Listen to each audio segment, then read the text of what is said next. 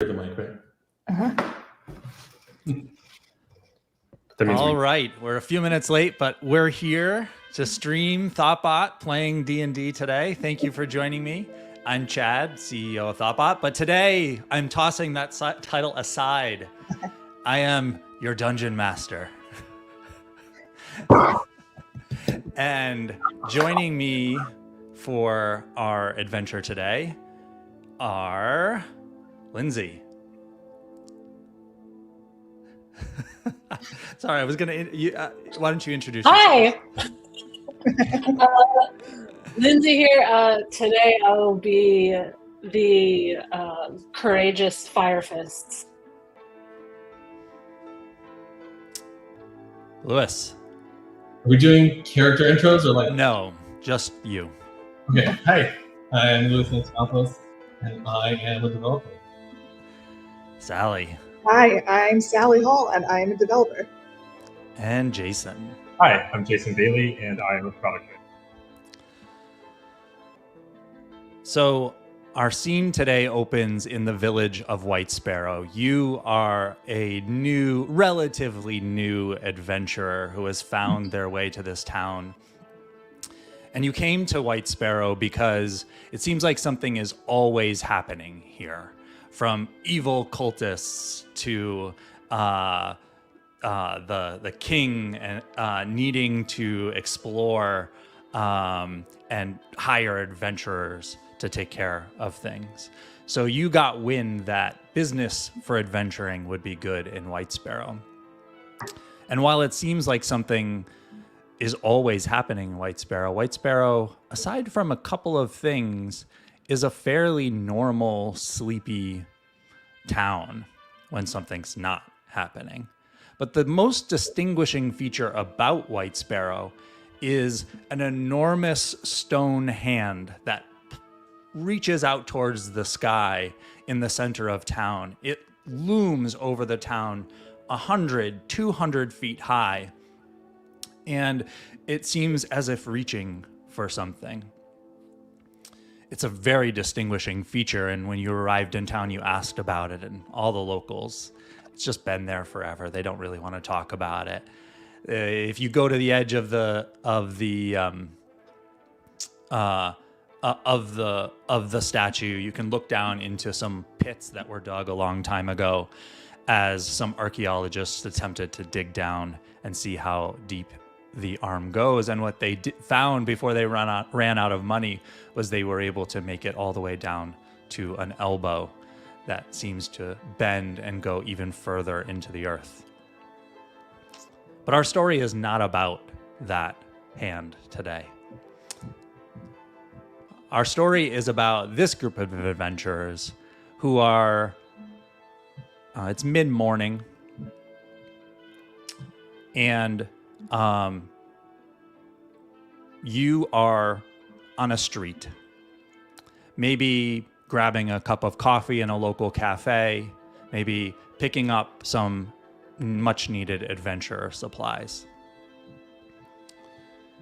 When, all of a sudden, you hear a woman scream, "Ah!" and a crash, and the sound of a burst of flame. And you look over and you see these winged fire beasts coming through down the middle of the road. They're gurgling, they're dropping magma on the ground, and everything they touch catches on fire. And they seem to be chasing a creature unlike you've ever seen before. They stand 7.5 feet tall. They have big angelic wings sprouting from their back, pale gray skin, but they have a large wound in their side out of which quicksilver seems to drip.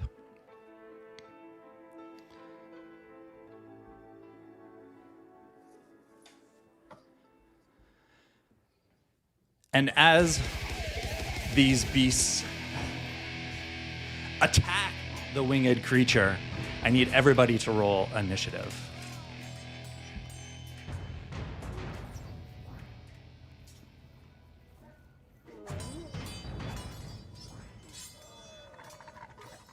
Oofdor, what did you get? 18. Awesome. Key, I see you got an 8. Holgus, That's right. what did you get, Holgus? Lucas also got an 8. Oh, okay. And Firefist. Firefist is trying to roll her dice Uh-huh. and is not sure how. So just click on that initiative box. It's in the upper middle of the sheet. Okay, my character sheet. Yeah. Okay. 14.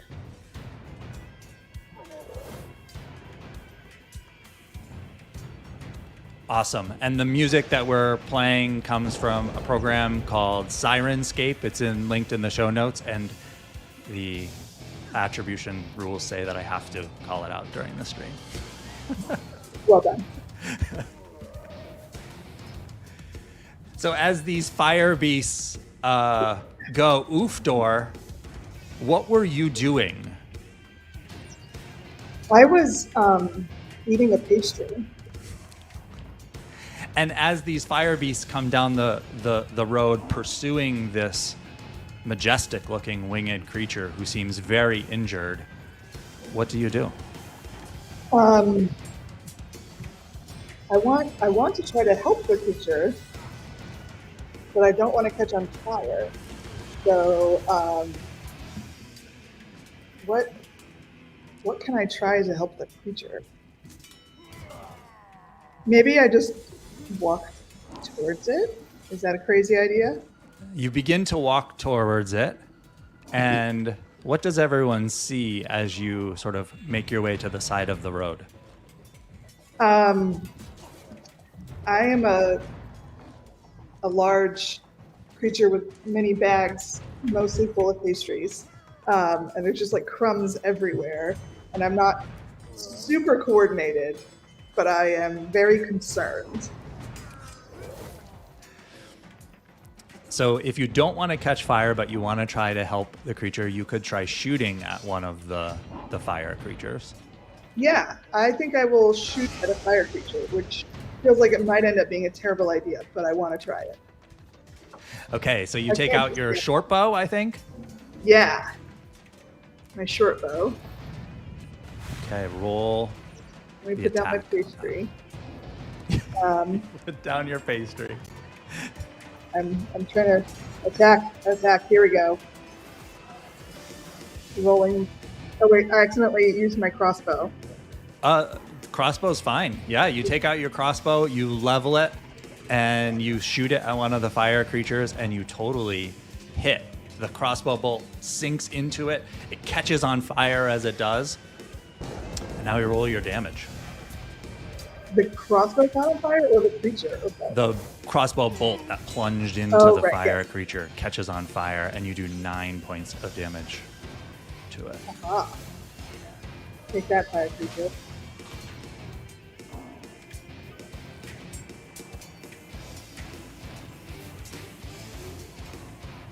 Fire fists. Sorry, Oofdor. Anything else? I don't know. Do we know how many fire creatures there are? There are 3 fire creatures that you can see, and they are in hot pursuit But of I this can. winged creature. Oh wait, I have a thing. I have a I think I have a spell. Grease. Can I throw grease at them, or is that too late? You could throw grease at them, but it is too late. You've already used your action to shoot your crossbow. Okay. So you have a bonus action, or you can move a little bit more if you want. I'm gonna move. And they're about how far away from me right now? They're about 30 feet away from you now. I'm gonna stay where I am. Okay, See what's going on. awesome. So Fire Fists, what are you doing at the moment where these fire creatures descend on White Sparrow? I was sending Oofdor a Venmo request for the pastry. And as Oofdor turns, takes a few steps forward and shoots one of the fire creatures with a crossbow, what does Fire Fist do? Well, I want to I want to get in the mix. I want to also help protect the winged creature, but also any excuse to fight. So I want to see if I can use one of my weapons against the creatures. Yeah. What weapon do you want to use? What do you use? Let's see. Which of my weapons can I stay far away with? Greatsword? Do I have to do hand to hand? That is hand to hand. Yeah, probably not great. Unarmed strike? That's also gonna be there, but Oh, but I mean, you're an adventurer, right? yeah. Oh, so yeah, maybe I'll just go for it. I'll just adventure on up there. Do you say yeah, anything let's- as you run forward with your great sword in hand? It's more guttural, yelling and screaming. It comes from deep within. Awesome. Who's So doing roll your to hit.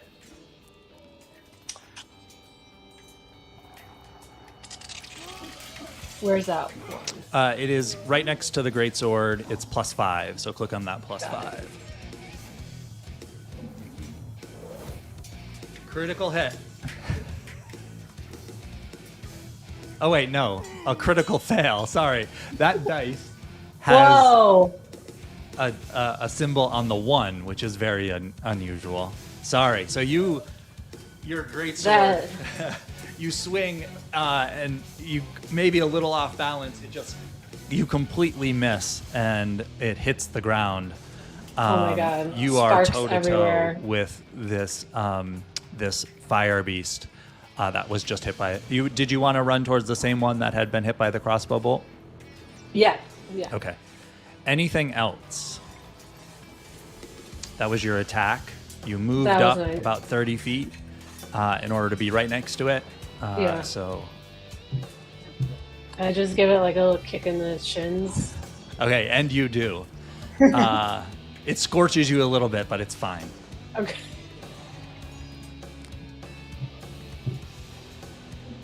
That one gurgles and roars at you. It seems very upset. And it opens its mouth and lets out a cone of fire just all over you. I need you to do a dexterity saving throw. And you need to roll an 11 or higher. So on your sheet that is in the box over on the left-hand side, saving throws, and it's a +1. Okay.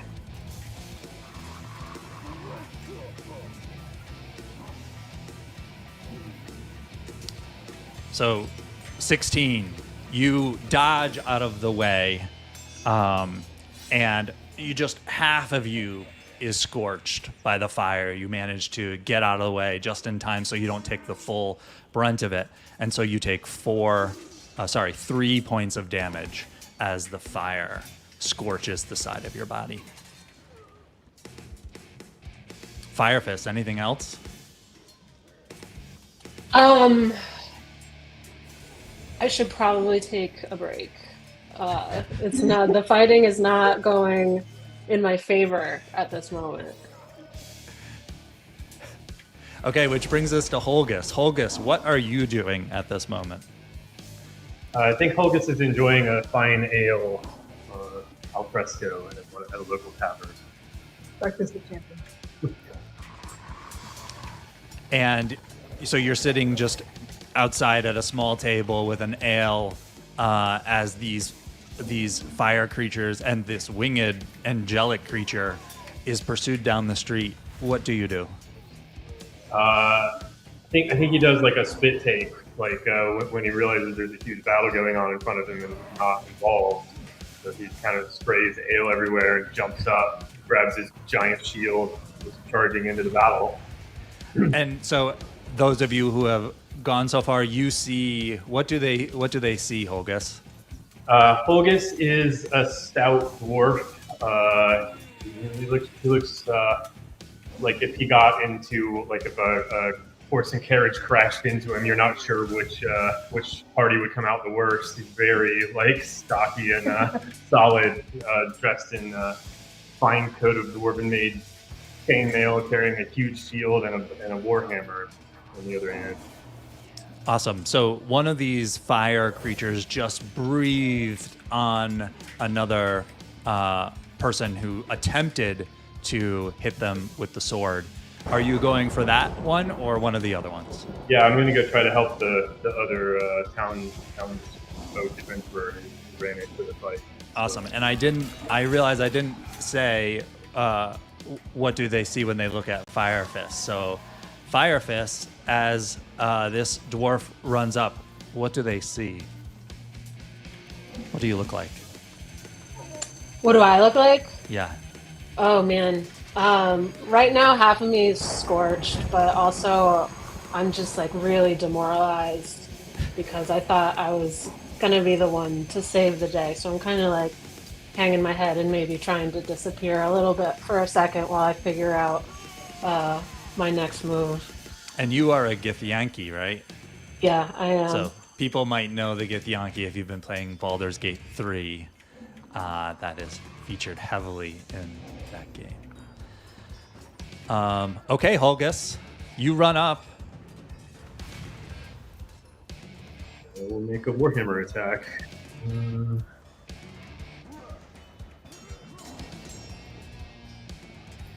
Sorry, the dice roll is blocking my... Yeah, that's a little frustrating when that happens. Yeah. A 20. 20. You slash into this fire creature. Roll your damage. You successfully hit. 8 damage. You do 8 damage. Chunks of flame and magma are dripping down from where your axe just cleaved through it. In fact, that's one of the arms of the creature hits the ground and sort of flames out. Anything else, Holgus? Yeah, I think that's it for Holgus. Kai? Key? What is Key doing at this moment? At this moment, he sits in a lotus position, wondering about the balance of his actions for good or evil. More specifically, in this moment, sitting in front of 2 tailor shops, wondering which one should he spend his coin on. And so Key sees these fire creatures chasing this angelic creature down the street, and what does Key do?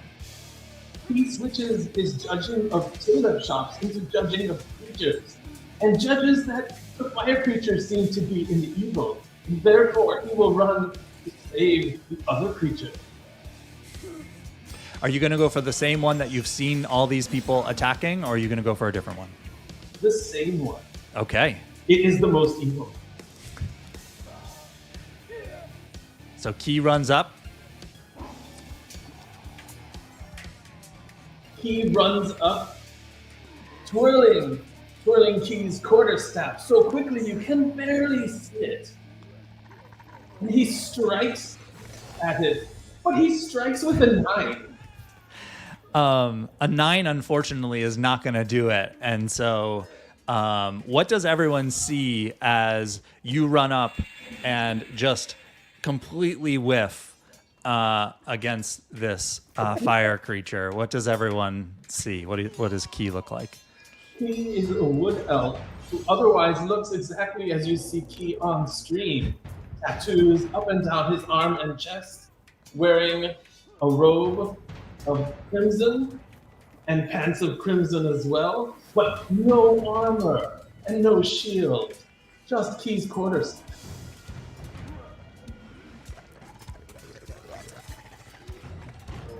Some Awesome. might also say that Key is devastatingly handsome. Key, anything else?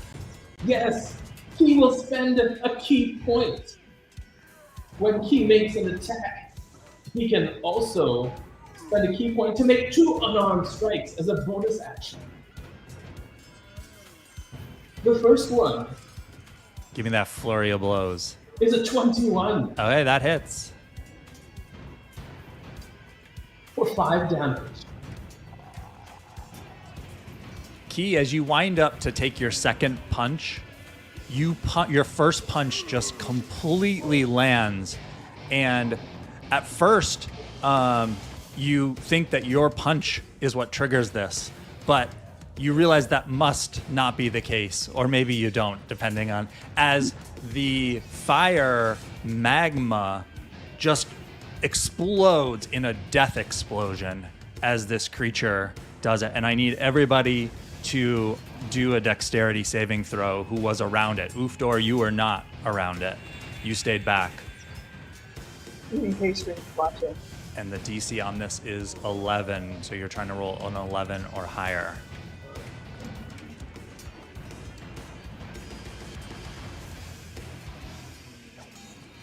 Everyone who made it, or everyone who failed, did anybody fail? You all made it?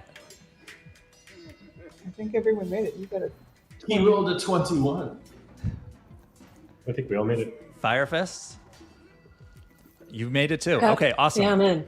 So you all realize that it's about to explode as you dodge out of the way, and you all take 3 points of damage as you barely make it out of the range of the explosion and are scorched. Fire Fist, the other side of you is scorched now. No! It's a lovely symmetrical lump. And the winged angelic creature sort of stumbles forward and slumps to the ground, and just lays there panting heavily. As the other 2 fire creatures, seeing this, fly up to him and just begin to claw at the winged creature on the ground. And you see that quicksilver-like blood just pooling out onto the street. Oofdor, that brings us back to you at the top of the order. One moment. Oh, sorry. Key's key action has 2 attacks. That's right. Because 1 blow is not a flurry, but 2 Yeah. blows are a flurry. That's correct. What's your total movement, Key? 45 feet. Okay, so you can totally close the additional 10 to 15 feet to land one of those other blows. He swings, expecting this one to explode and hurt him. And he rolled a 21. Roll that damage.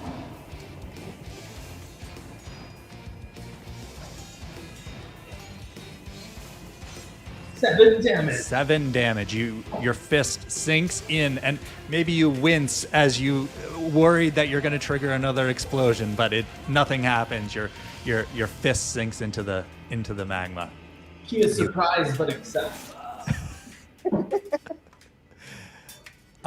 Anything else? He looks back at the tailor shops, thinking the one on the right is the most good.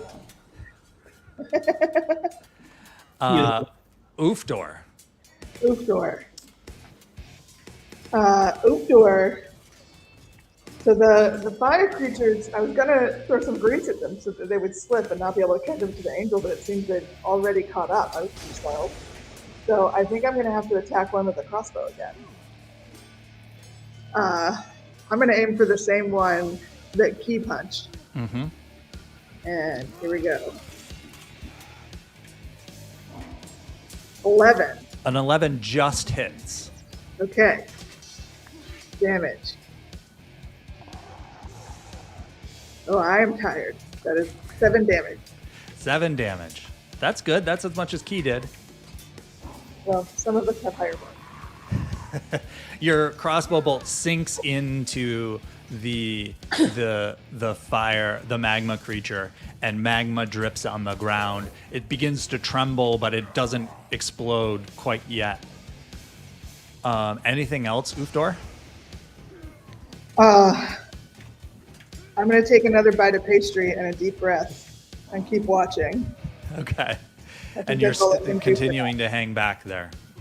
Yeah, I'm a little bit afraid of the fire burning my pastries. Hmm. That would be a tragedy. It's probably smart. Yeah. Fire Fists, you see this. You see Key jump forward, land another blow on one of the methods that are attacking the downed celestial creature.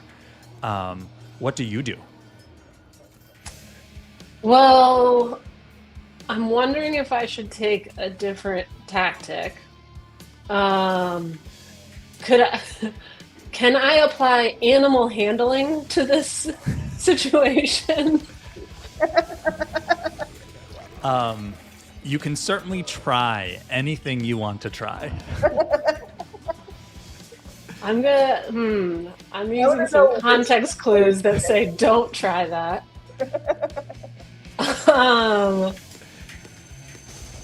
All right, but maybe I'll just go great sword again. Give it a try. You run forward, lifting your greatsword over your head. Dreaming.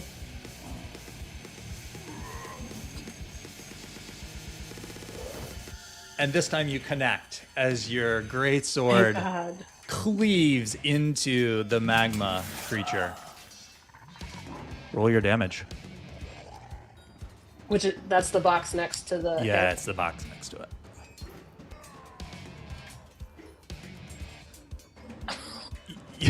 Ten points of damage. You cleave clear through the fire creature, splitting it in two pieces, which explodes.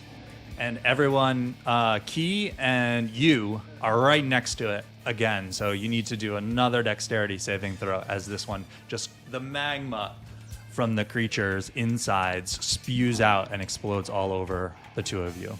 You try to dodge out of the way. A 9 from Fire Fist. Fire Fist, you're going to take 7 points of damage as this magma you take the full brunt of the magma as it hits you. Key, you nimbly dodge out of the way. He is not sure why it rolled. Oh, there we go. 19. Yes.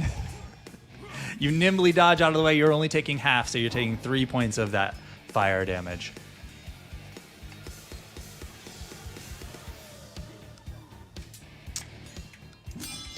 Fire Fist, you are right next to this other fire creature, which is trying to attack the winged celestial.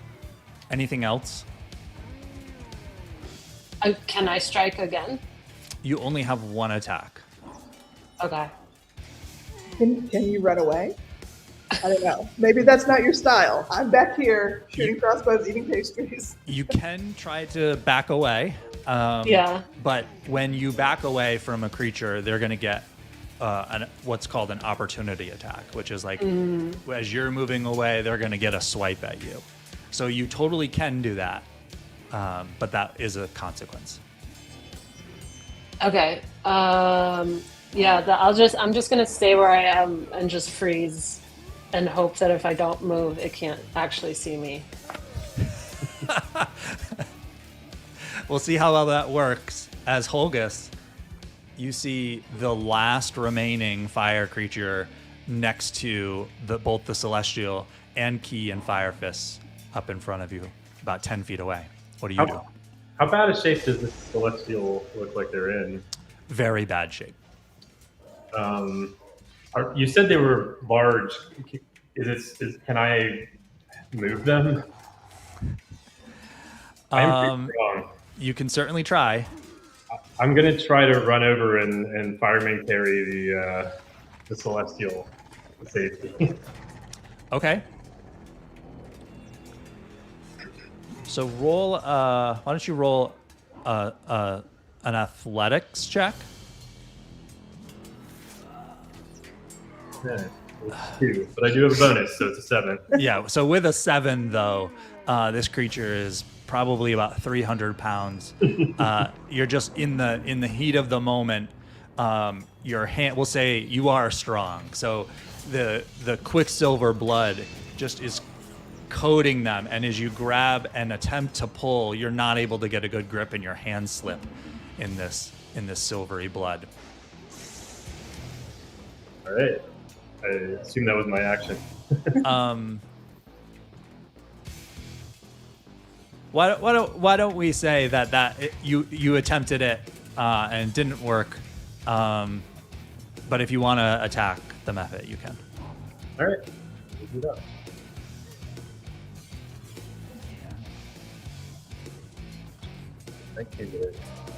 So you're, what is it, a hammer or an axe? Warhammer. A warhammer bludgeons that fire creature. How much damage? 8. Doing 8 points of damage as this magma sort of spurts out onto the ground behind it. You're not quite sure where that came from. Anything else, Olgus? Nope. Okay. Key. You are right next to one of these other fire creatures. Is there only one left? Only one left. All right. He takes his quarterstaff, spins it above his head, grabs it in 2 hands, and swings down on the creature's head, if it exists. It has a head. 23 A 23 hits. for 8 bludgeoning damage. 8 more damage to this creature. It begins to shake, but doesn't yet explode, but it seems close. He will then make an unarmed strike as a bonus action, not spending more ki.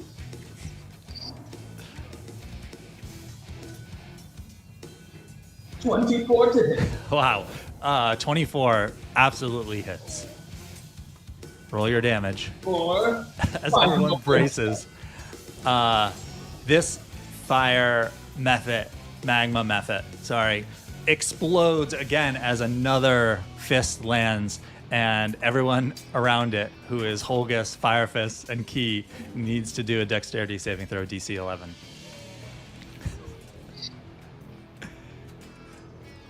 Oh, no, Holgus, Holgus did not make it. you take 7 points of damage as the magma completely covers you, and you take the full brunt of it. That's hot. Fire Fist, learning from experience, you dodge out of the way just in time. Thank God. To only be Couldn't hit by take half another of one. it. And so you take 3 more points of damage. Oh. Key, what did you get? An 18. Okay, so you definitely dodge out of the way, also taking 3 points of damage.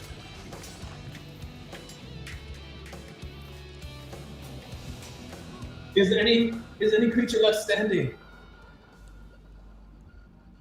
No, the magma is on the ground. Villagers, you hear screams now, sort of as the rush of battle dissipates. You hear villagers screaming and some crying, and other people calling to get buckets of water, and they quickly form a brigade and begin to put out the water begin to put out the fire with water as this winged large creature covered in quicksilver blood, big puddles of blood on the ground, is there next to you in the street. We are now out of initiative order, so you are all free to act in whatever ways that you want. What do you all do? Can any of us help this winged creature? Does anybody know how to heal them? Key will go stand behind the creature. Place Key's hands on each side of its angelic head. Close Key's eyes. Does that do anything? No. Didn't think so. As you grab this creature by that, you said their head. You're putting your hands on either side of their head. Like so. They look into your face with deep, sorrowful eyes, and everyone hears this creature speak in a low, rumbly voice. and he says, "Quickly, time is of the essence.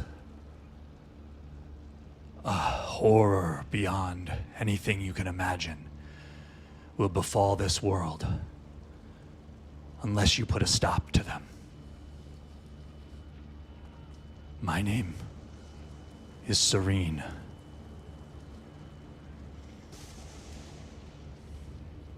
You can tell that Serene is very heavy labored breathing, seems to be in incredible pain. And they say to you, I don't have much time left. Your people are in grave danger.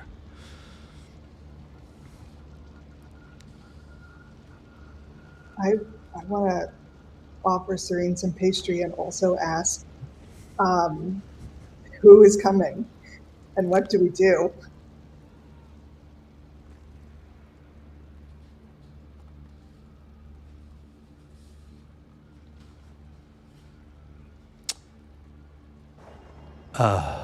There's been a great battle on the astral plane. My ship crash landed in the mountains. We were attacked by the demon Krek. He brought down our ship. And even now, he summons the general of Din, known as Thuron, to this plane. If you don't stop, Thuron will resume destruction, death. It will be terrible for you all. You must stop him. Crash landed in the mountains. Follow my tracks.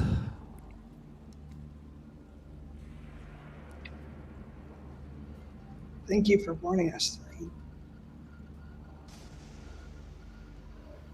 Let's do it. Let's follow the tracks. Let's go to the mountain.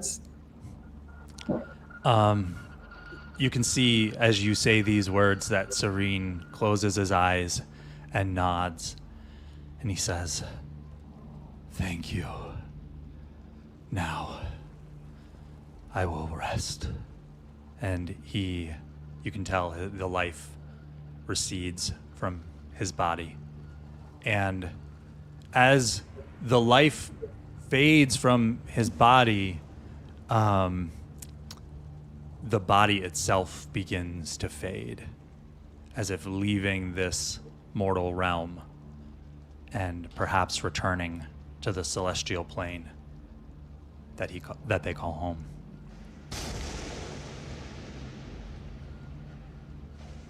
Who is closest to Key? You'll say you're all right next to each other. He turns to everyone then and asks, "He said he could rest. Do you think a long rest or a short rest?" He did say time was of the essence. I don't know that we have time for any rest, but if we do, it's a short one. Oh, he meant The horse. Oh, I think the creature went to live on a farm upstate, the creature's even better. and we won't see them for a while. I think it's the eternal rest. That's what the creature is taking. He thinks Key's 6 hit points might not be enough to defeat the demon. So you can take a short rest as you walk. So assuming you manage to walk without interruption or anything like that, you can take the opportunity to, on the move, bandage your wounds, take a sip of water, and recover some of your hit points. So we can take a resting walk towards the mountains, following the angelic creature's tracks. Just fully scorched. walk Yeah. into the mountains. You How want many it hit to points sound- does Fire Fist have left?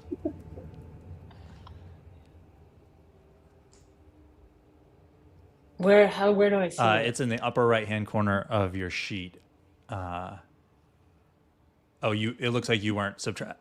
How much damage did you take total? Were you keeping track? Yeah. 16. So you have 4 hit points remaining out of 20. Okay. Not good. Does anybody want to do anything before you pick up and head up into the mountains? I wish I could help my friends, but I don't know how. Can I use a mending cantrip on people? No. That's just things. Oh wow. Does anybody in the group have the ability to heal others? Nope. We're 2 fighters, an artificer, and a monk. Awesome. Maybe Cool. we should try to buy some healing potions. Can we use medicine? You can't use medicine to heal. You can use medicine to stabilize people. You can. Mm. We can second wind and then short rest. Mhm. Recover the second wind. What does that mean? It's a fighter ability that recovers hit points. Yeah. he'll Yeah, just- and you get it back when you short rest. So if you have the ability to second wind, it's good to use it and then short rest as you walk. If mending is a cantrip, perhaps you can mend Key's robes, which seem slightly charred. Yeah. I'll mend your robes, Key. Key appreciates. Oofstor, what does your magic look like as you mend Key's robes? It's sparkly golden swirls coming out of my hand into the robes. So wavy. But it also looks a little bit like knitting. So both. Yeah. Awesome.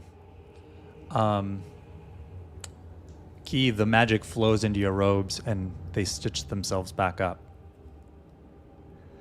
So we're going to walk now. Fire Fist, you're definitely going to want to use... what you want to do is use your second wind. So I saw... Did you roll a d10? That was Holgus. Okay. Yeah, So both. Fire Fist, you also have that second wind ability. So roll a d10 and add 2 to it to recover that many hit points. How do I do that? Where's the D10? So in the lower right-hand corner, the lower left-hand corner, there's a 20-sided die. Click on that, and then you can go up to the d10. Okay.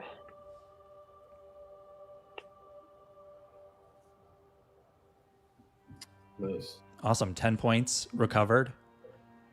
And then to do a short rest, you can spend hit die. So, and you can do it one at a time. So roll that again. A d10 again.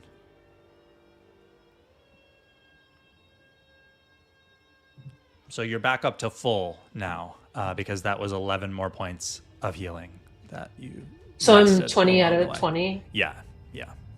All right. So you bandage everything up. You salve your wounds as best as possible from the burn wounds all over your body. As you, does anybody? Holgus, you're all set.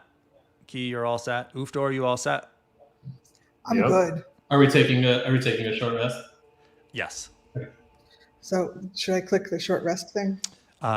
You don't need to. You didn't get hurt, Oh, and you didn't use any abilities that. so I'm just walking around being annoyingly fine, offering everyone pastries and getting crumbs everywhere. Holgus is into the pastries. Yeah, have a pastry, Holgus. Fire Pastry. Fist was the Lifting our pastry vendor. Awesome. So you all head. It is very easy to spot the trail of this quicksilver blood on the ground, as well as scorch marks where the mephits seem to have hit some trees or that kind of thing along the way, and you begin to go up into the mountains north of White Sparrow. And as you progress into the mountains, at first it is not very noticeable. It's one of those things where you don't notice until it reaches a certain point where you realize it's summer and we're going up into the mountains, but it is getting unusually cool. And it seems like the temperature is dropping more rapidly than you would expect. In fact, you begin to notice frost on the ground as you move and are bandaging your wounds over the course of the next hour. And as you continue to go up into the mountains, it gets even colder and colder until flurries of snow seem to be coming down. And as you continue to walk another hour into the mountains following this trail of Quicksilver, now you're crunching through snow. Seems very unseasonably cold. Feels ominous.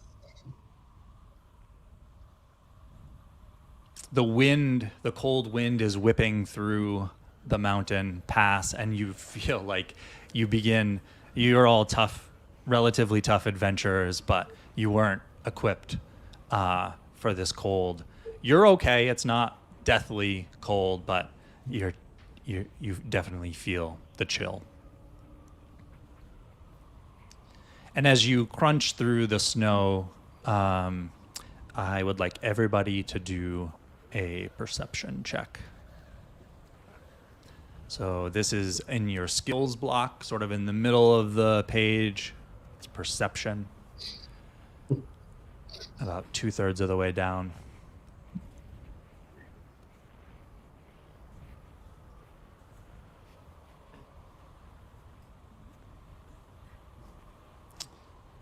So Firefist, you notice. Did anybody else get over a 15? Chad, I did, but are you seeing my rolls on the? I didn't see it. No. Okay, I'm rolling in D&D Beyond, and I thought like with the plugin it was like passed over, but not. Try refreshing. I need to refresh the page. Okay. So you did as well. So you both notice 20. 20 with a critical. Yeah. Awesome. I rolled- Congratulations on the critical. First 20 of the game. So Firefist, you notice, and you notice this as well, Key. It's eerily quiet. There's not birds chirping. Seems like the wildlife has cleared out of this area. And with a critical success, Key, you hear something moving in the trees up ahead of you, which stands out because you don't hear any other sounds of wildlife. It's very faint. It seems to be a little ways away in a grove of trees. You're sort of moving up this mountain path. There's a cliff right next to you. And it looks like in this grove of trees continuing up the mountain, you hear something moving. What do you do? Key says in a quiet voice. He welcomes the perfect meditation of silence. Up ahead, something disturbs it in the trees, moving. Adventurers, beware. I feel like Holgus is taking a really noisy crunch of upholstery and he's just like tries to stop chewing so he can listen.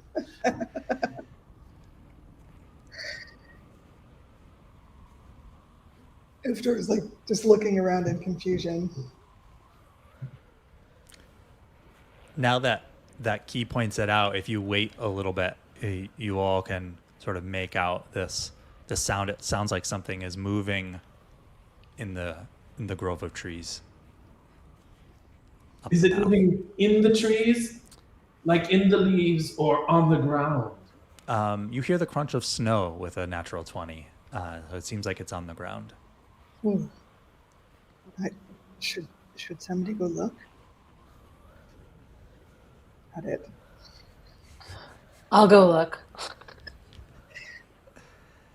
Okay, Firefist, you're gonna go look. Are you gonna be stealthy as you go up to take a look? Yes. Okay, so roll a stealth check. And you are wearing heavy armor, so the clank of your armor is very difficult to disguise. So you're actually going to roll that with disadvantage. But it didn't really matter because you rolled a 7. So No, we sent the wrong person to check. yeah. You all realize, oh, maybe we sent the wrong person to go check, as Firefist, trying to be sneaky, just clanks up through the snow. As you hear as the grove of trees sort of part, as this, you do a double take as you see it move out of the trees. At first you're like, it's just a goat. And then you realize this is like no goat you've ever seen before. Its eyes are blood red. It has open sores on its body. Blood is dripping onto the ground. And it has it's in its big horns that are on its body. It has these demonic looking symbols carved into it, and it has a pentagram carved into its forehead. I mean, I don't like to make judgments based on appearances, but I feel like this is not a good goat. But should we attack it? I don't know. Now's the time for that animal handling. Yeah. You're not stealthy, but you're good with animals, right? Yeah. I can put it in a stable. Okay, as this goat looks like it's about to charge you, Firefist, are you going to try to calm it down? Yeah, I am. Okay, let's see how it goes. Roll an animal handling check and describe what you're doing. I'm noisily walking up to the goat with a little leaf in my hand that I found that I think maybe it'll want to nibble. I'm going, here, goaty, goaty, goaty, goaty. Okay, let's see how it goes. Okay, it does not respond well to you goading it on, as it lowers its head and rushes forward at you. Is this a time when Oofdor can use a cantrip to cast some grease and make the goat slip? Yeah, I'm gonna need everybody to roll initiative, though. Me too. Yes, please. Wait, which one is that?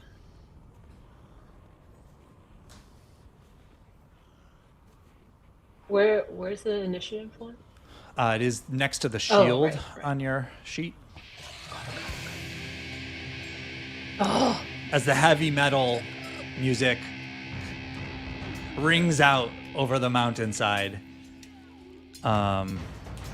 Firefist, you got what did you get? a 4.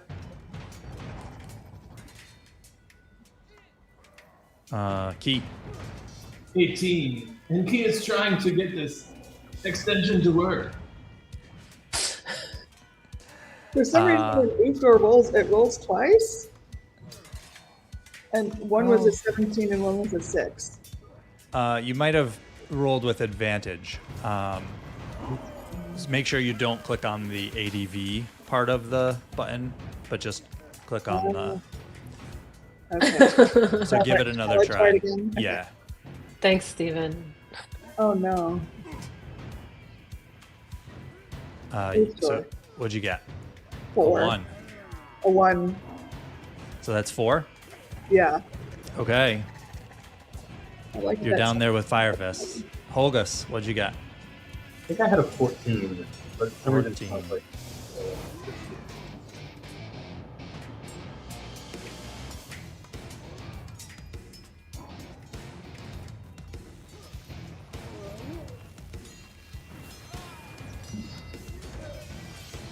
Okay, the goat is gonna go after Holgus. So it goes he, Key, Holgus, Firefist, the goat, then Firefist, then Oofdor.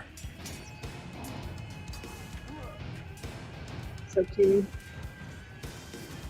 Sorry, Oofdor, you're gonna go before Firefist. Sorry, you have a higher dex. Okay, I know that some people might not want to kill a goat, even if it is demonic. So do what you want to do. It's up to your characters and you as players. Key, you are first to act. Key And will like I run- said, you can always choose to do non-lethal damage. He will run saying, "You are not the greatest of all time, despite your name, goat." He will vanquish you. He will attempt to vanquish you with a 10. A 10 does not hit. He will make an unarmed strike with Key's elbow. He will swing right over the goat's head. It seems to lower its head to get ready for its charge just as you attempt to hit it, and you miss. He thinks you might be the greatest of all time. So you all see Key run forward and attempt to hit and miss. Anything else, Key? no. Holgus, you are next. How far away is the goat from Firefist? It's just from Firefist, it's about 10 feet away.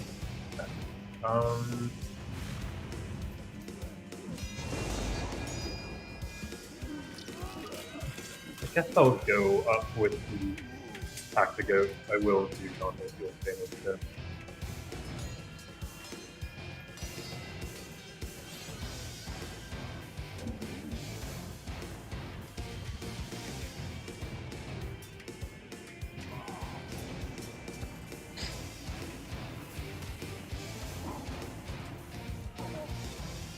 I will not hit the ghost. So you also, it seems like everyone is distracted by just how demonic looking this goat is, which it lowers those demonic looking horns and runs clear through past the group of people who were attempting to take it out. You're all going to get opportunity attacks on it. So we get to attack it? Oofdor, you weren't there yet. Oh. So, but Firefist is right next to it, Key is right next to it, and Holgus is right next to it. So you all. Sure. Never quite there. Holgus missed again. Okay, Holgus, you miss. Key? 16. Okay, so you land in Firefist. What'd you get? Oh, Okay, Key, you're the only one who hit. Roll your 5 damage. 5 damage. Awesome.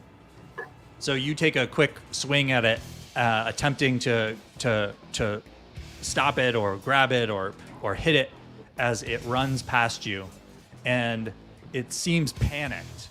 But then, Oofdor, you realize it is running right directly towards you, standing next to this cliff, as it rams into the side of the cliff with its head. It headbutts the side of the cliff, and the cliff sort of rumbles. And you look up, and you realize that there are icicles hanging above you from the cliff. And as the cliff rumbles, the icicles begin to fall. And I need you to do a dexterity saving throw.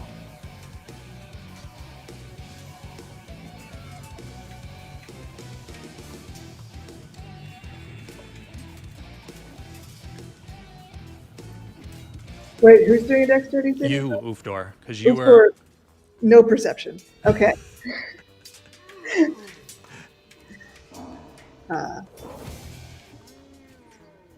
12. A 12 just does it. So you manage to jump completely out of the way. You don't take any damage as these really big icicles just pierce into the ground right where you were standing. Oof. That's okay.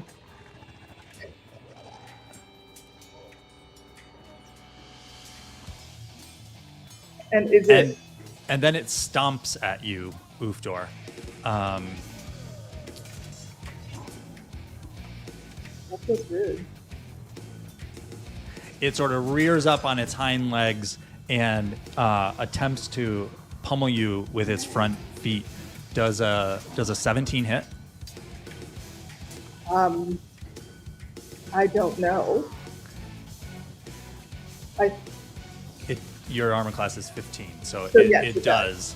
It does. The hooves hit and connect and just bludgeon you, but as the foot connects, just sort of like maybe with your face, you see that the hooves have these demonic symbols carved into them, and a burst of fire comes out of the hoof as it connects with your face.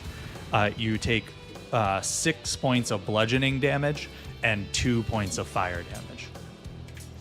I did not like that. Okay. And that is it for the goat that is now next to Ufdor, having run past and away from everybody else, not wanting to get cornered. Fire Fist, the goat just ran by you and did hit Ufdor. What do you do? I'm gonna try to attack the goat again, because you don't do that to Ufdor. Ufdor doesn't get to attack. It wasn't your turn. Fire. Oh, sorry. Ufdor goes first. Yes. Sorry. Thank you. Ufdor. I feel like I might be too close to it to use my crossbow. Is that right? Or can I You use... are, yes. Okay. but You I can could move use- away. I can move away, or I could use my Yufflewa. Yes, you can. I also have a spell that shoots a stream of acid. Nice. Ooh. I was going to just throw grease at the goat, but then it kicked me in the face with fire. So I think we're going to throw acid at the goat.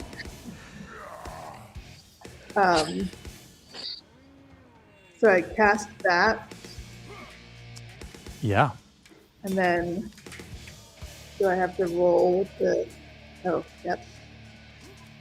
So I think. Okay, so you are casting Tasha's Caustic Brew. Yes. And that means that a stream of acid comes forward out of your hand. So the goat needs to do a dexterity saving throw or have the acid hit. Watch out, goat. Come on, acid. The goat rolls a 15.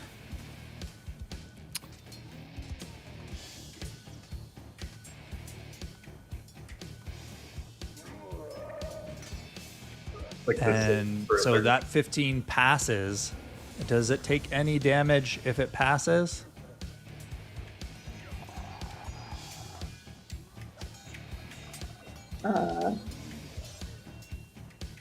Each creature in the line must succeed on a dexterity saving throw or be covered in acid for the spell's duration or until a creature uses its action to scrape or wash.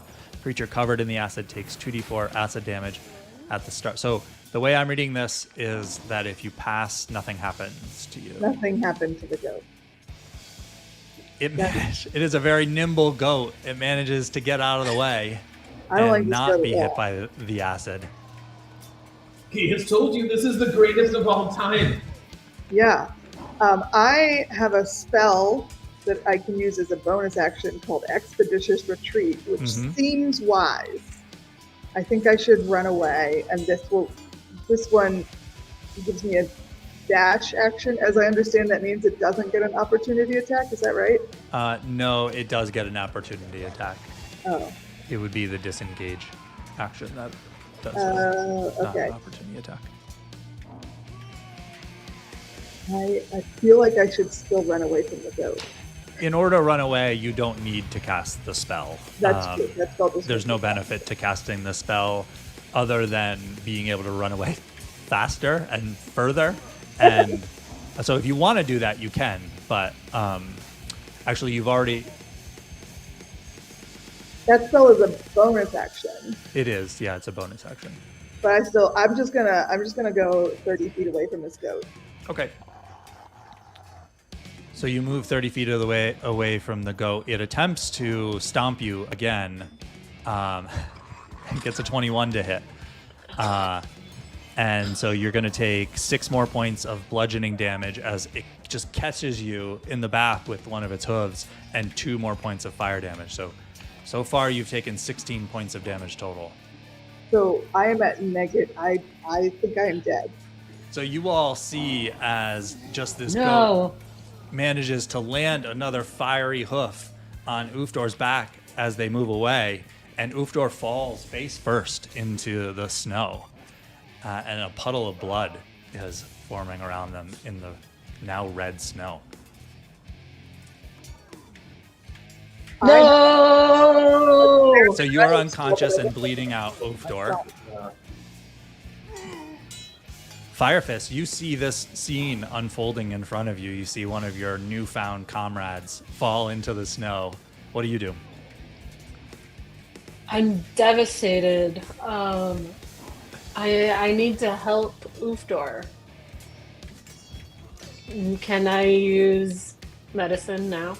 Yeah, so you can run over and you can use your action to do a medicine check to try to stabilize Ufdor. Okay. Mechanically, just so you know, someone needs to fail 3 death saving throws in order to die. So while it's good to bring people back up, you don't need to do it immediately. If there's something else that you want to do, there's usually some time to do it. The only caveat is if a person rolls a 1 on their death saving throw, that is like 2 failures. Oh. It's also Okay. if they roll a 20, then they pop back up immediately with 1 hit point. Okay, so face down in the snow, bleeding out Yeah. doesn't equal death. No, not necessarily. But it does mean a ticking clock towards death. It does need a ticking clock. It could be Okay, a maybe I'll then take a chance and see if I can stop this goat. Maybe instead of greatsword, I'll try unarmed strike.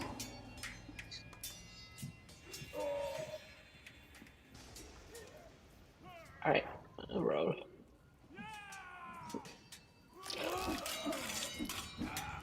So you manage to punch the goat, and you hit, you connect. So for that, you don't roll damage. It's just 4 points of damage. It snarls at you in a sound unlike you've ever heard a goat make before. As you run up to it and punch it. Anything else, Firefist? No, I just yelled, "This is for Ufdor." Okay, Key, you see Ufdor go down, brought down by the goat. What do you do? How close is he to me, and how close is the goat? Only about 30 feet away. He will run to Ufdor first, and holding Key's staff, cause one side to light up and touch it to Key's forehead, and say, "Rise, Ufdor." Then Key will attack the goat. Does that do anything? No.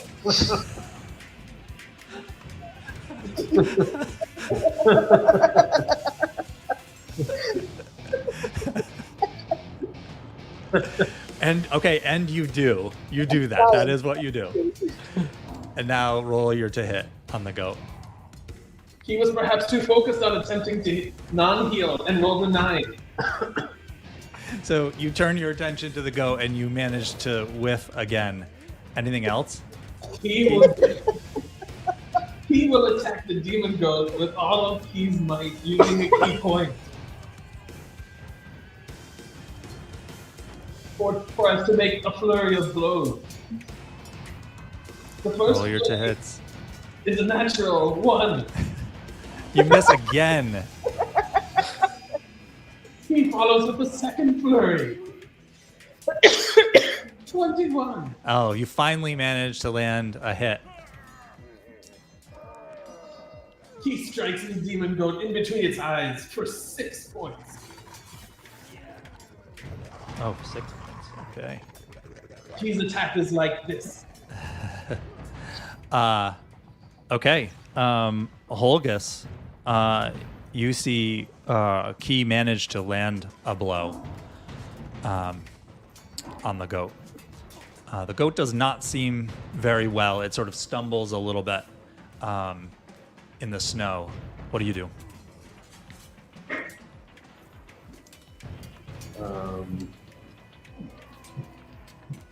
Fulgus will charge over and swing his warhammer.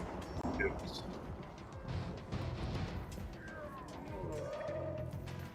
Uh, 21 to hit. That hits. Let me ask you, are you trying to kill the goat or subdue it? I think having seen the goat bloody, my friend, I'm no longer concerned about the goat. Well, Okay. Roll your damage. How do you finish this goat? This demonic goat? I think I hit it with the warhammer right and the pentagram on its forehead. And it slumps to the ground right next to Ufdor's unconscious body. We are out of initiative now. Actually, no, sorry. We are not out of initiative now because time is of the essence.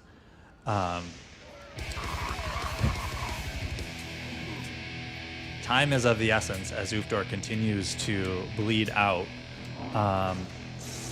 Holgus, you've used your attack. Anything else? No. Okay, Ufdor. You need to do a death saving throw. So you're going to roll a d20. Below is a 10 is a failure. 10 or higher is a success.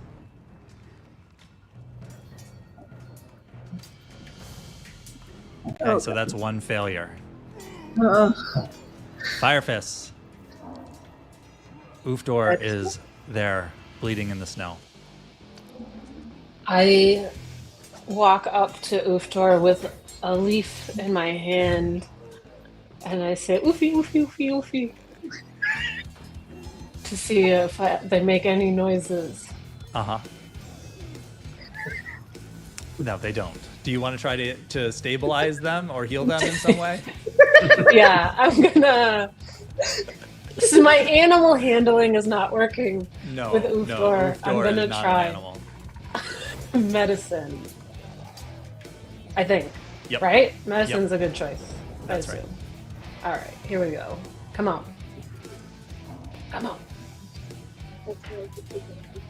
Not Unfortunately, that's not good enough to stabilize.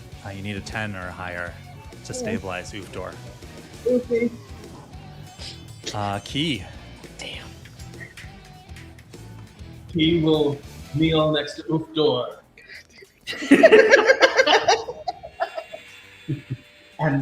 and whisper quietly into Ufdor's ears while also making a medicine check.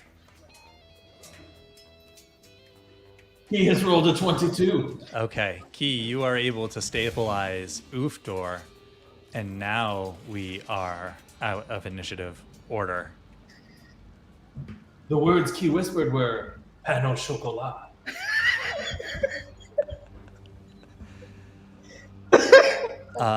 Ufdor, you hear, you're still unconscious, but you're no longer bleeding out. You've been stabilized, and you hear pain of chocolat in your ear. I perk up a little bit. Does anybody have a way to bring Ufdor back up? I can't use my spare the dying spell on myself, can I? No. We could injure Ufdor and have Ufdor try to roll a 20. It's a truly terrible idea. Attack me. I thought you were useless, but you're worse than useless. He is thinking outside of the box. Okay, so none of you have a healing. It's okay. It's okay. Is it? That you look through Ufdor's stuff and you find a potion of healing in Ufdor's stuff. That must have been tucked away, forgotten about by Ufdor. Let's feed Ufdor this unmarked bottle. Oh no, healing potions are very easy to recognize, so you're good with that.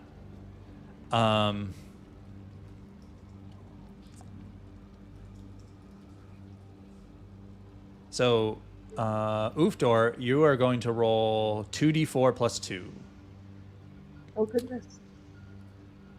All right. as Keith dumps the healing potion down your throat. So I just rolled d4 twice. Yeah. And then add 2. Oh, excellent start there.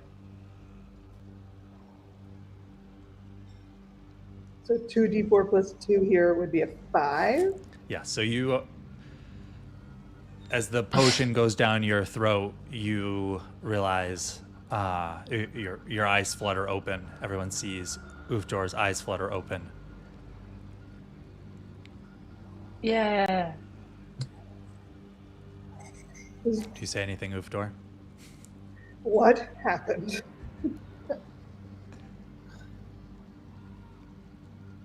Yeah. You were nearly defeated by the greatest of all time. But we turned out to be greatest, sir.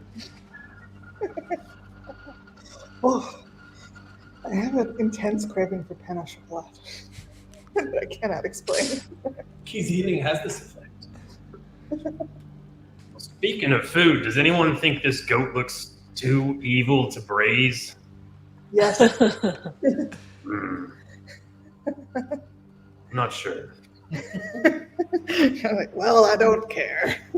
Does Ufdor have any? Am I healed at all? You have 5 hit points Okay. from the potion. He searches the goat for more potions of healing. I am going to say, because you all have a potion of healing in your inventory. You've used Ufdor's, but you're all carrying one. That is very convenient. So you can either choose to use it now, or you could save it. I'm down to 5. I don't know if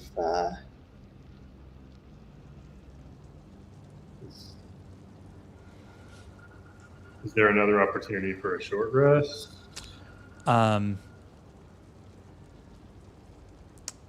You're not sure. You can risk it. Yeah, let's risk it, and you can just drink the potion if things look bad. Ufdor, you have all your hit dice remaining because you didn't need them before. Oh, okay. So that means I can do things. It does. You can click that short rest button now, Okay. and you're probably going to need to roll both of them, but roll the 1d8 plus 1.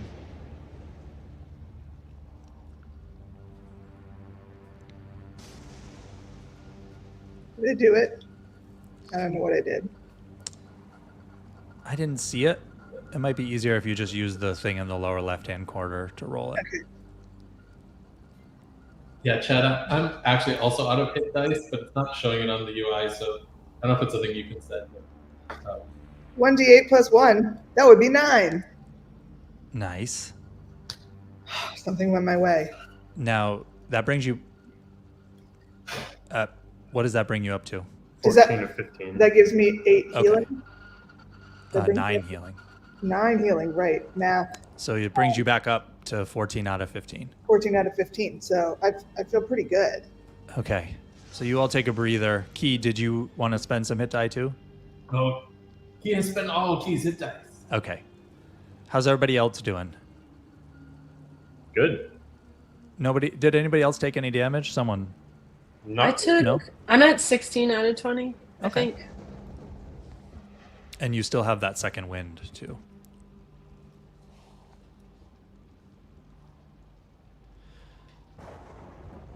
What's going through your mind now as you almost just lost somebody to a fiendish goat? What the goat is happening? Why is it snowing? Why is there a hell goat? I feel this is going to be harder than we assumed when Serene told us to come save the world.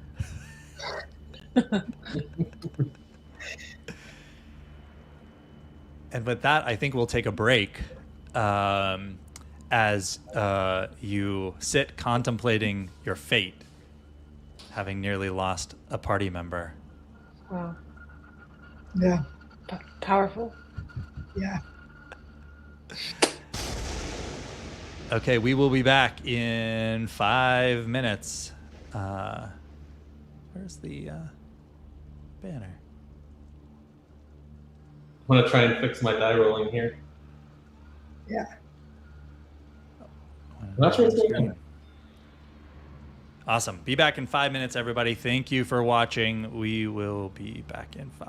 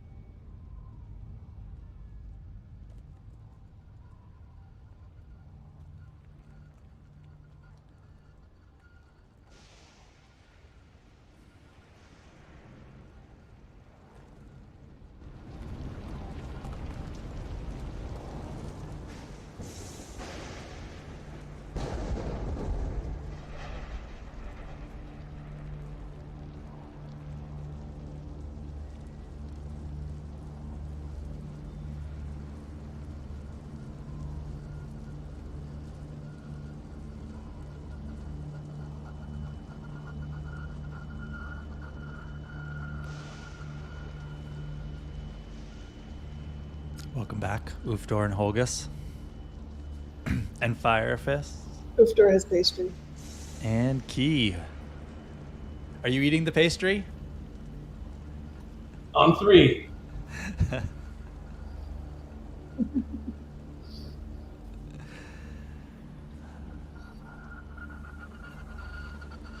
It's giving us strength.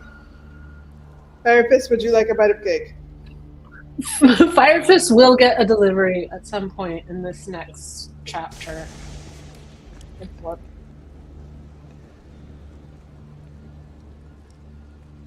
So as you all sit here, recovering, getting your breath after this last battle and bandaging up Ufdor's wounds, does anybody want to do or say anything? You can share something about your character. You could, if there's something you want to do. Otherwise, you can continue your way up the mountain. He would like to say, oh God. Mute yourself, remember? He has torn a hole in the fabric of the universe. He would like to introduce himself now. For Key feels Key's friends do not know who Key is. He is the seventh son of the Patch family, a line of monks that extends back into antiquity. The Patch family named Key after Key, the spiritual power of all monks. Key is prophesied to become the greatest monk in 100 generations, as well as the second most handsome.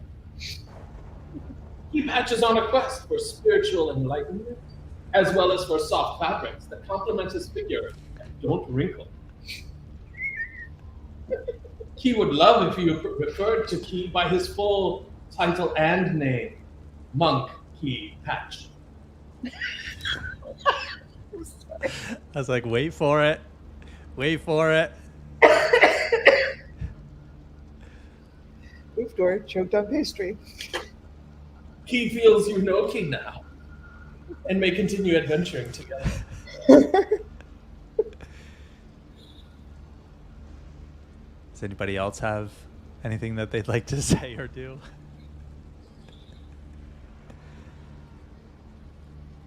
Ufdor can't possibly follow that up. All right. Well, you continue up the mountain pass through the blustery snow, leaving the puddle of Ufdor's blood in the snow as a marker to where that battle almost turned deadly. Before we go, might we study the goat's markings to see if we can learn? Oh, Yeah. yeah. Is anybody familiar with demonic stuff, abyssal stuff? I speak Celestial. Does that help? It doesn't, in so much as you feel like what you see is the exact opposite of Celestial. Okay. So, Ufdor can say definitively that is not Celestial. Is it actually Baphomet? Is it Satan? Do you want to why doesn't everybody roll either an Arcana check or or just an investigation check? Investigation check. Here we go. 22.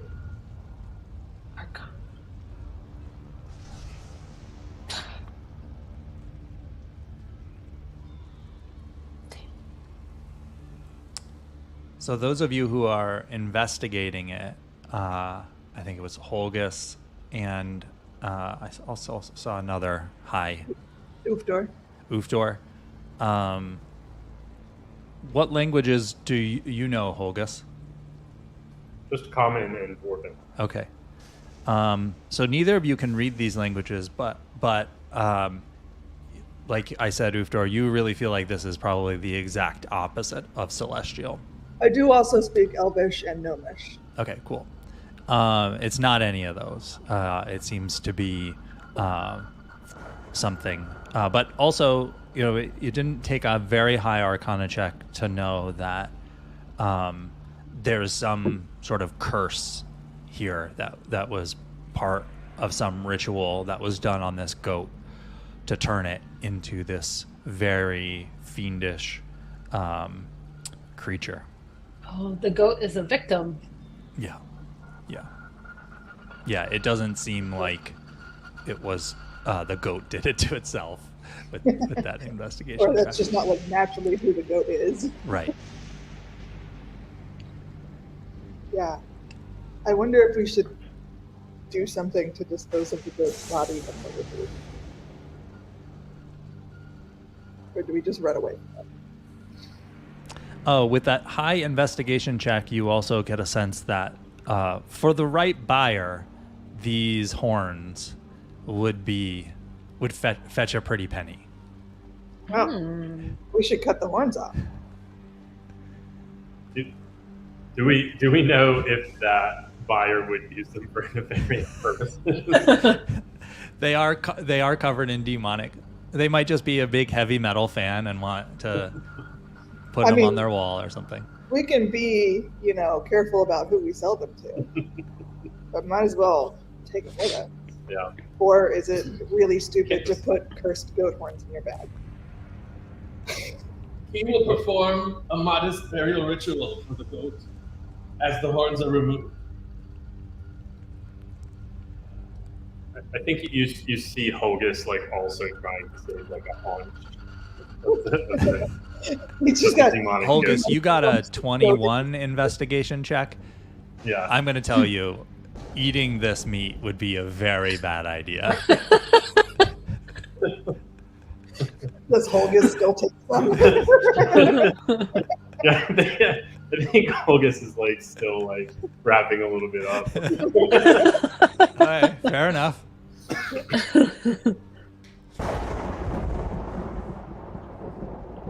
I have lots of tools, so I'll cut the horns off. But since Holgus is already carrying some cursed goat, maybe you could take the horns too. Yeah. Okay, and you do that. You put the and you say a burial, trying to put the goat to rest. Does it do anything? He whispers "Pano chocolat" to the goat to see if it does not. It's not. He tells no one of this. Really whispers and quietly.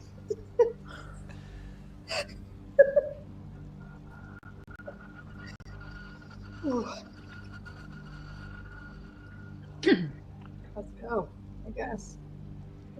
Yeah. You all move on now? Mm-hmm. Okay, Yeah. you pack up your stuff, you head up. It doesn't take you too much longer, sort of break through the crest of this current rise that you're on, and you see a fairly large billow of smoke coming up from a valley in between this mountain crest that you're on and the next one. And as you approach the edge and the crest, you look down into that valley where that smoke is coming from, and you see this crash of crystalline structure. It's as if there was a giant crystal that some god just hurled into the valley. It is scattered shards of crystal and crystal statues and stone statues scattered throughout this valley. It looks like this celestial ship had a horrible crash landing in the valley. It's pretty far down below you, and you can see that the crater where the ship has created as it landed is like a 50-foot drop down.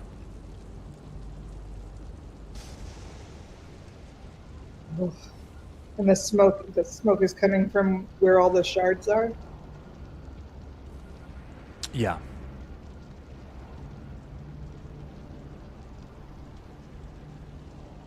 Olgus, don't smoke the goat yet. As you move closer and get to the edge of the crater, you can make out that the floor of the crater is just covered in shards of this crystalline thing. It seems like falling would be pretty dangerous. I And you don't. see there are very large statues and crystalline shards scattered throughout and the valley. Sorry, Uvdor, you were going to say something. I don't want to go in there. That's what I was going to say. But I want to know what happened. Is there any way around the crater?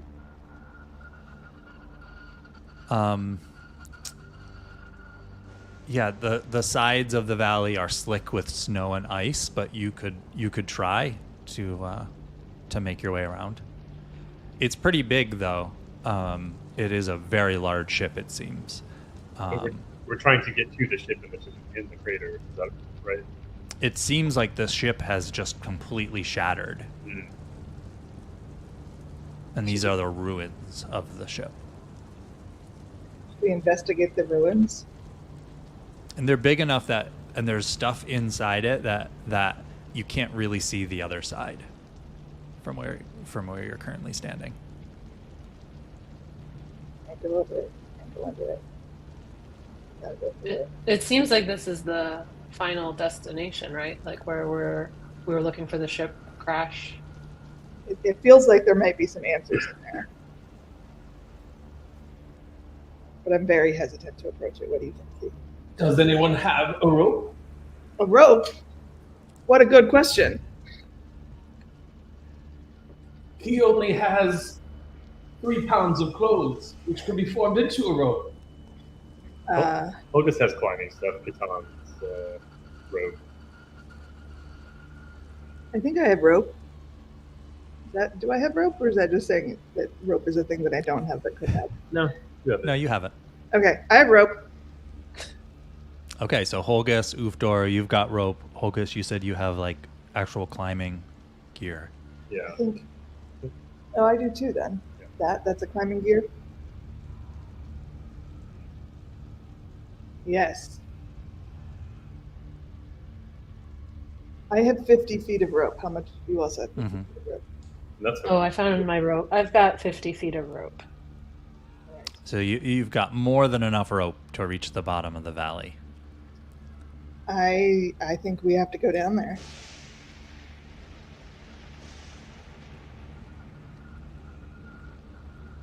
Yeah, let's do it. Y'all on board for climbing down a rope into this terrifying valley full of smoking shards of the crystal ship? Make sure you take the rope in parallel. No, not in parallel. In series.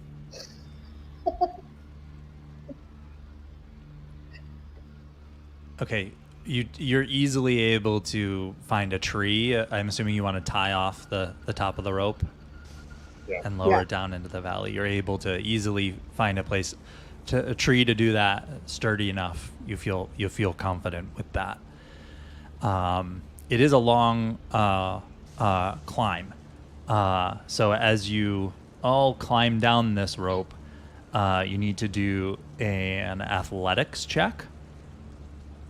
But because you're using a rope, you're going to have advantage on that check. Okay. So it means you roll twice and take the higher number. In D&D Beyond, there is a way to roll with advantage. When you're mousing over, you'll see the advantage. Okay, Holgus, you make it down, no problem.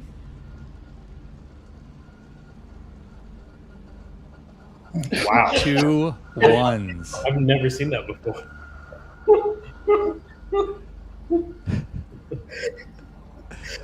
I don't know that D&D Beyond understood I was rolling for my character and not me as a human. Firefist, you make it easily down. and you have a -1 to your dexterity, so you got a 0 to your strength. You got a 0. Yeah.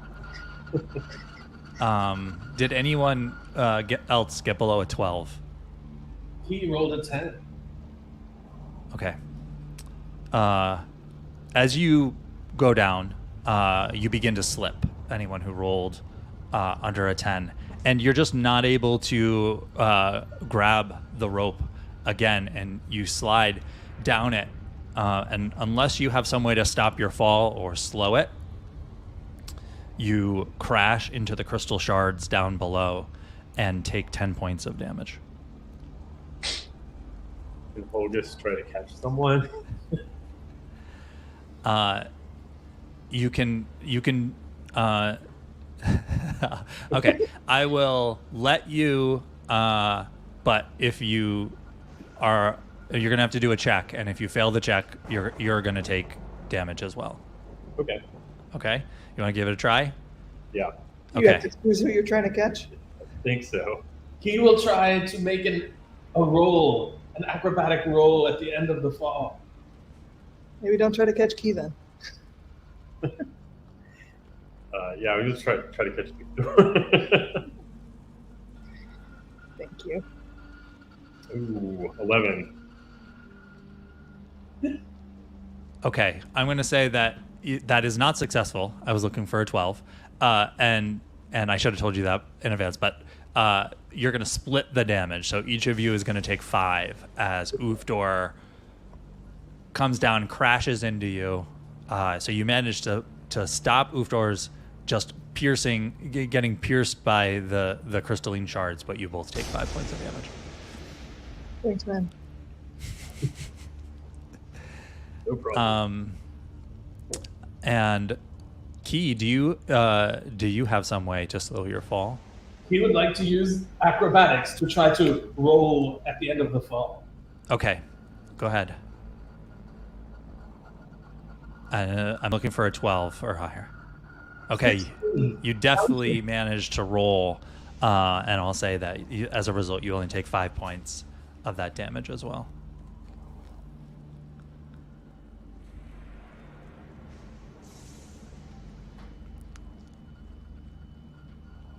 For some of you, that was a little bit of a harder climb than others.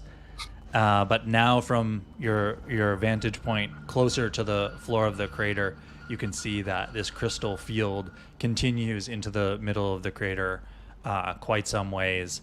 And there seems to be something off in the distance, like a very large shard of crystal. And off to one side, there seems to be a very large shadow. Now from where you are down in the crater, you can see sort of past this crystal, the very large shard of crystal, you can see that there also seems to be some sort of glowing red light coming from over in that direction as well.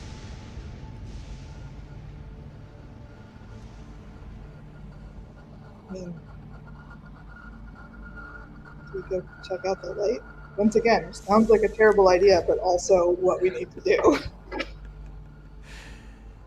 As you move through the field of crushed crystal, it's sort of crunching beneath your feet. You have to be very careful that you don't make a wrong step, otherwise it'll just slice under your foot. But you move through carefully, and you begin to get closer to that crystal shard. You see that it is a large crystal shard. It's about 15 feet tall. It seems to have been a portion of the ship that just cracked and broke.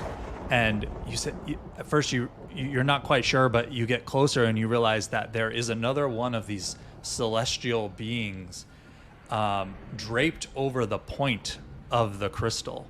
They're laying backwards, just draped over it. The crystal is piercing straight through their torso, and this quicksilver blood is dripping down the crystalline spire.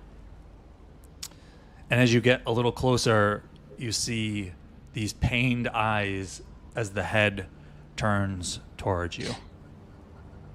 And the creature is breathing raggedly. I think we should ask if there's anything we can do to help.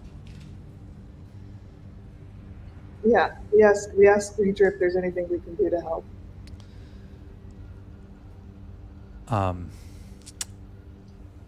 It looks at you, takes a pained breath, and says,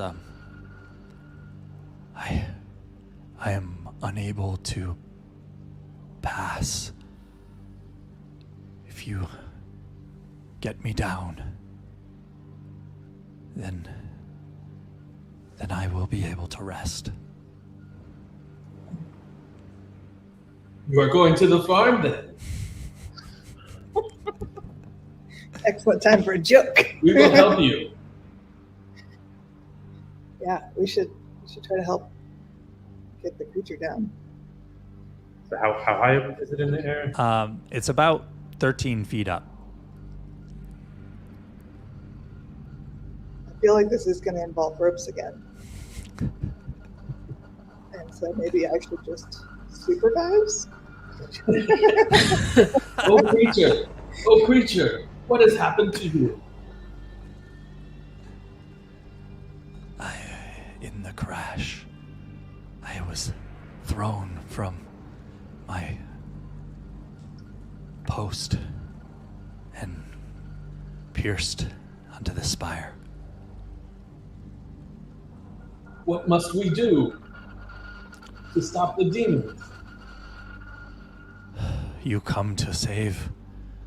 You see this look of relief pass over the creature's face, and he says, then Serene found you. Yes.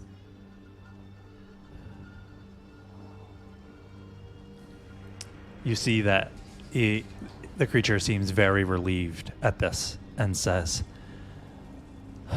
I will give you an aid in your fight against Krek. If you get me down, I can help you. Ooh. Right.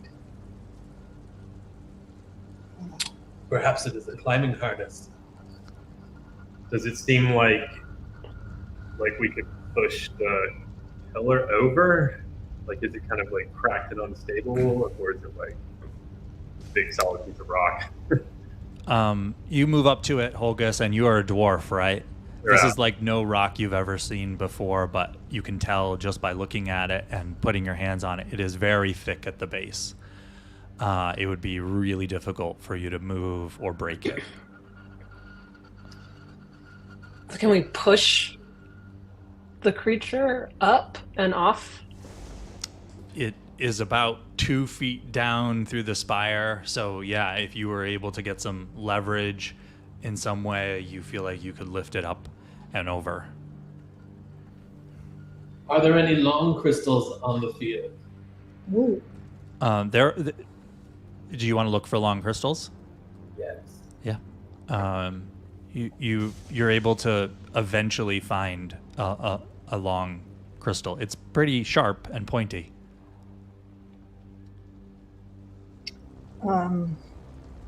These guys weigh like 300 pounds.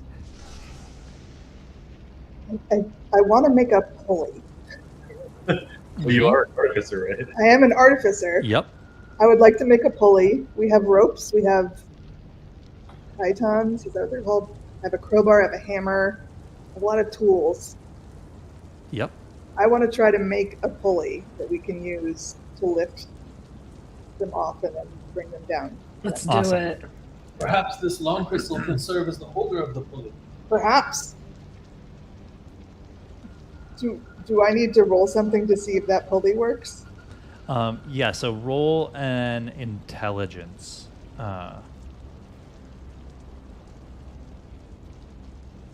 Check. Yeah.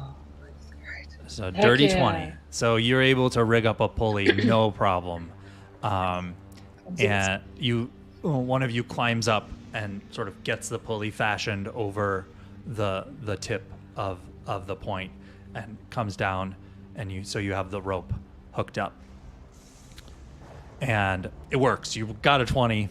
It's perfect. So you're able to heave and pull the creature up and over, and get them lowered down with a little bit of finagling.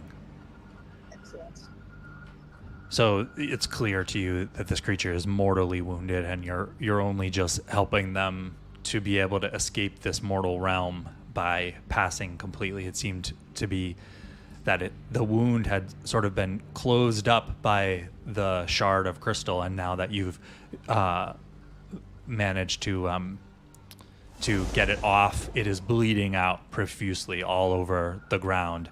But it beckons you over.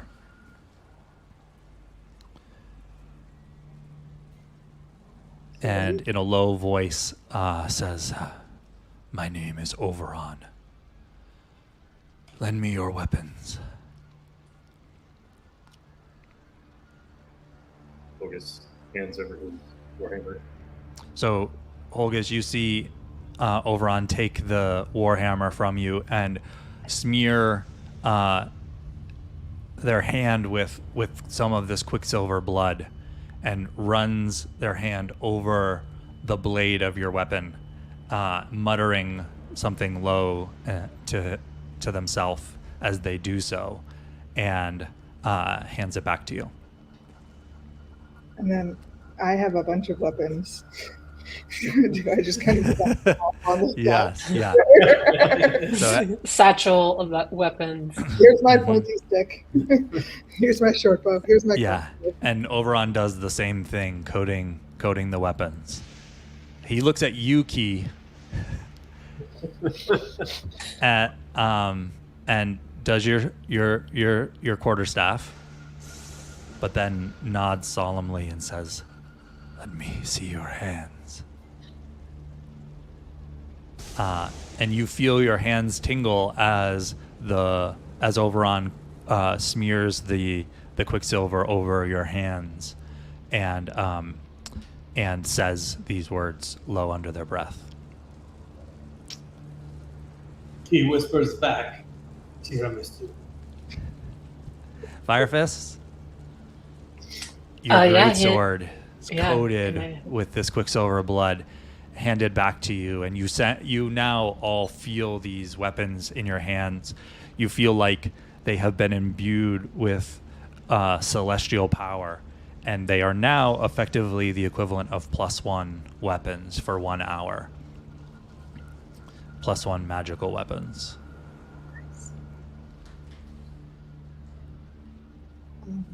So you can either add something to your sheet or just remember, and I'll help you remember that as you're rolling, it's +1 to hit, +1 to damage for all these weapons.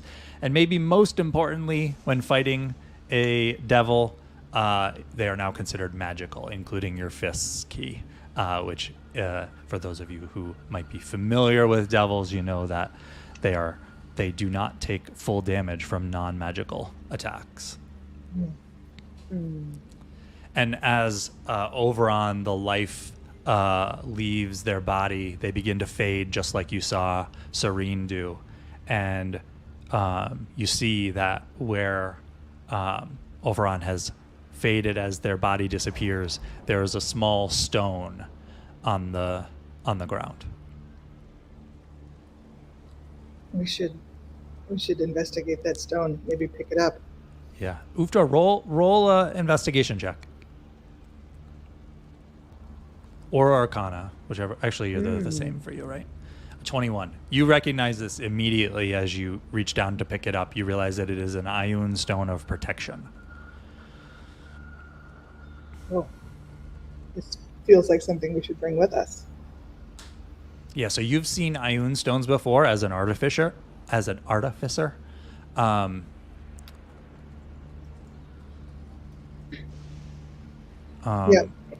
So You know that what you do is you toss it up into the air, and it floats around your body. And this gives the person who has it floating around their body a +1 to their armor class. Excellent. Um, so I should. For how long? Just As long as it's floating. It is possible for an enemy, to try to snatch it or damage it, but as long as it floats around you, it lasts. okay. Well, I think I'm gonna throw that up and have it float around me. I feel like I could use that. You do have the lowest armor class. So Yeah. Dibs. After that near death experience. Awesome. So now you have this Ioun stone floating around you, sort of zigzagging all around you, making it a little bit more difficult for something to hit you. Your weapons feel magically infused now. And Oberon indicated that Krek was in the direction that you've been heading. Towards the red light. Yeah. Shall we continue on? Yes. Yes. Let's go. So as you continue across the valley, you see this red light, glowing red light, getting stronger, and you see that it's coming from a crevice in the side of the crater itself. You couldn't see it from the other side. It's too small, but it's about a 10-foot high, sort of triangular crater. It seems natural just looking at it. So it seems like the crash exposed this sort of natural cavern where red light is seeping out of.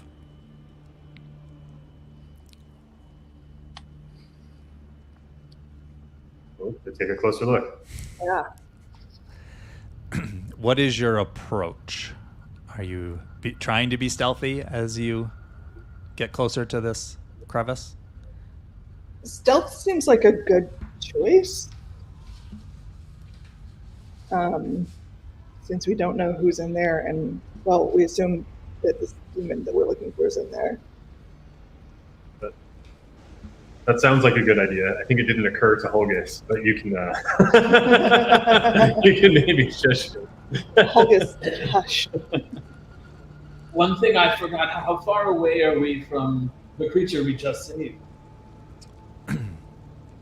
A ways away now, but if you wanted to do something, we can go back. I wanted to collect some of the quicksilver blood in my water pouch. Okay. And we'll say that you did that. Good move. So, shall we approach? Everybody roll stealth checks. I've learned I'm not stealthy. So this is going to be a group stealth check. So you all roll it, and Okay. and 2/3 of I'm you like, need should I to- just hang to back? pass. Oh, cool. Okay. We're basically a circus. Hey, well, one of you got a No, that relatively was high fine. check.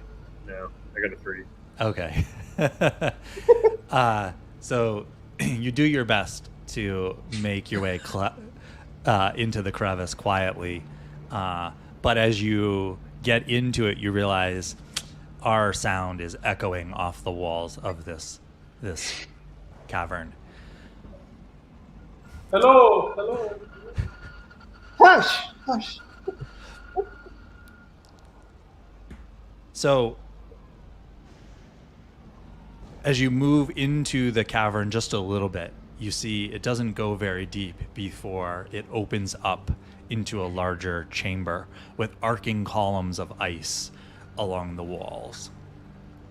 And the red light is just radiating out of the center of the chamber and shimmering off of the icy walls and reflecting out through the entrance. And there are razor-sharp stalactites hanging from the ceiling.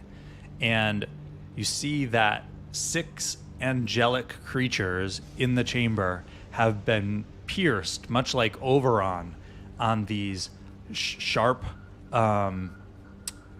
ice spikes. And that's the first thing you see as your sort of eyes go down. You see that they are pierced on these ice spikes, and this quicksilver blood is draining down the ice spikes and reaching the floor where a giant pentagram has been carved into the floor in a channel, and the quicksilver blood is flowing around in this pentagram shape.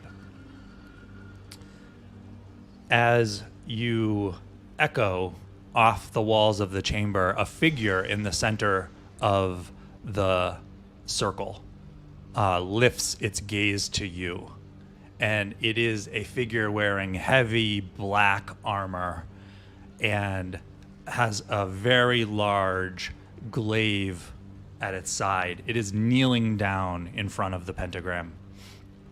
And it looks up at you with blood red eyes as a beard of snakes wiggles underneath its chin. And it lets out, it looks at you and smiles. As out of the quicksilver blood and the pentagram circle, 3 disgusting, drooping creatures rise up. They are horribly twisted, evil, banished, devil-looking creatures. They're repugnant to you. They cry out in torment. And now we're going to go to Owlbear Rodeo. Sounds like an ad break. What'd you say? It sounds like an ad break. Brought to you by. And I am going to bring up the map.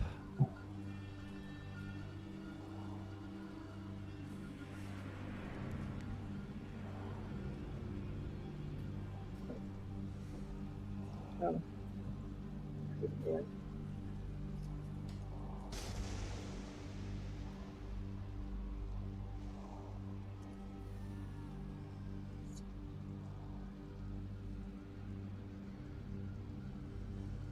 Oops.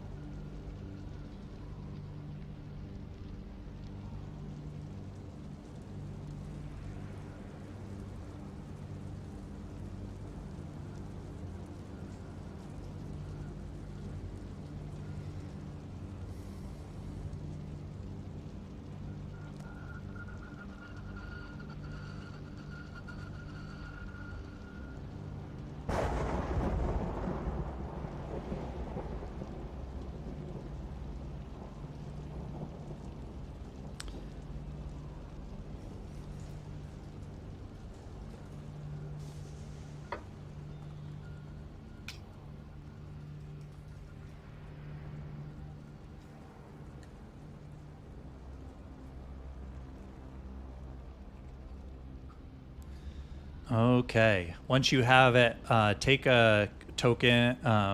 Sorry. Oofdor. Is anybody having trouble joining?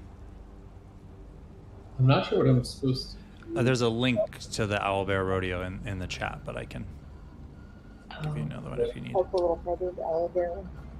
Oh. So Oofdor, you are an artificer.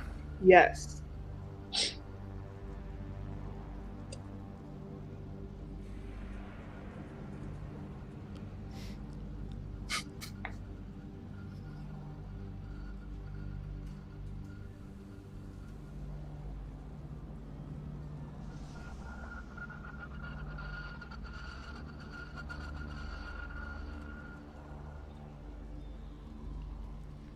And Key, you are a monk.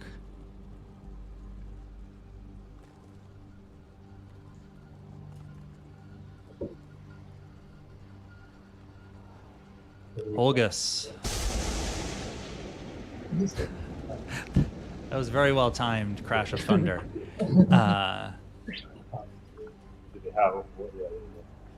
You are going to get an axe.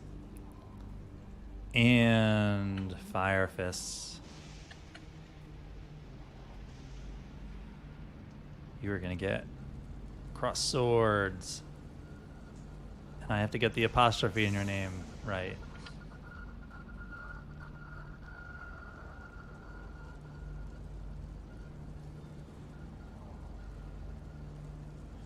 Okay, feel free to position yourself in the hallway however you want. You just click and drag your token.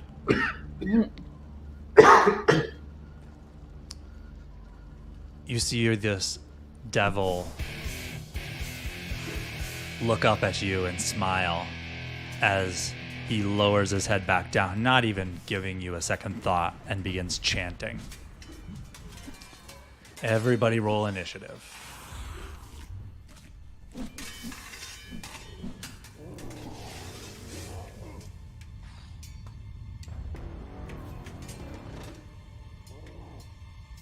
Oofdor, what'd you get? I got 5. Okay, Key?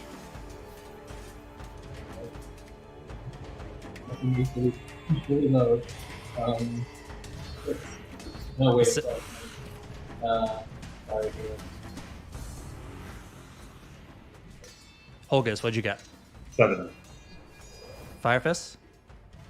8. Okay, Key, I didn't hear what you had said. What did you get? I was looking in the log, but I'm not seeing it. But it was low. It was either like a 7 or 6. A bit of flush.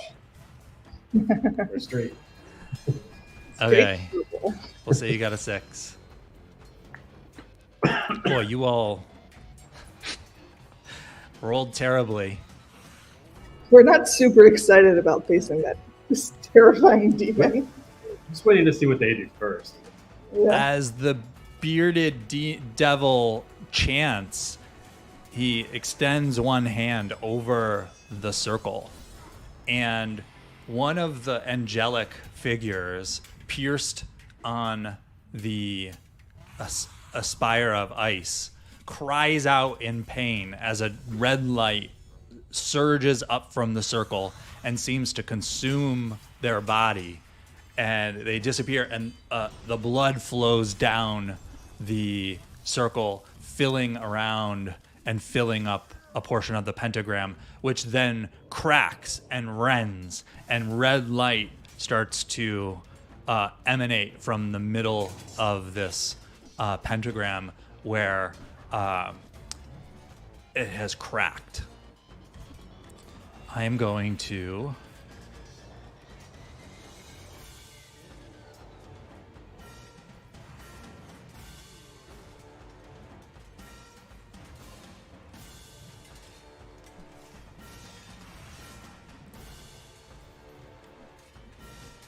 So this one is the one that has disappeared now. It seems like the bearded devil is using these creatures' quicksilver as a way to create evil. Firefist, you are first in your group to act. You see this bearded devil chant and cause one of the creatures to disappear and this fracture to open up. What do you do?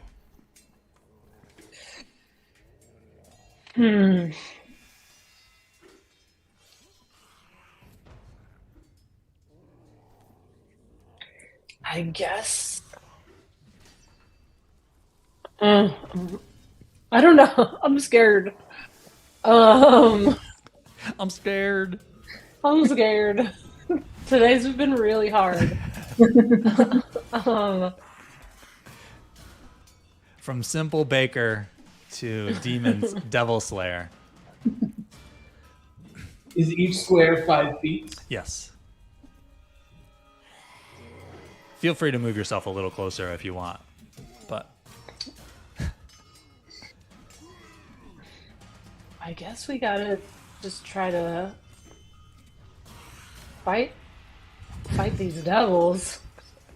And maybe going for the big dog first. Is there anything I could do? I don't have any weapons where I can't go immediately next to them, right? Be brave. Fight with all your fury. it looks to me like you just have the greatsword. Yeah. All right. Well, it hasn't worked before, but it appears I'm going to rush the bearded devil with the great sword, Okay. and maybe here's where I shine. It is going to be hard for you to get to the bearded devil without passing by one of the other devils. Okay. So I have to take on one of them first. You Let's see. can run past, but they're going to get a swipe at you if you do it. Is what Got it.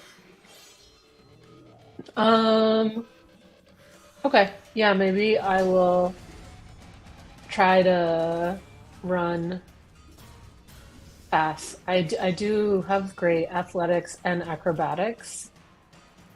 So maybe that I can use that to like backflip off Devil Sea next to Bearded Devil. I love this. I believe in you, Fire Fist. Thank you. Okay. As you pass by, it is going to try to strike out at you.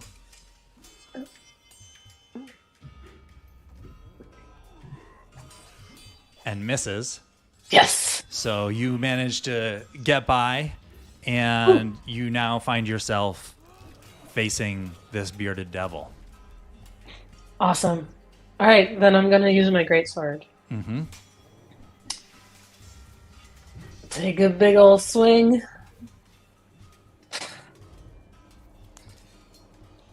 A 12 is not going to do it, unfortunately.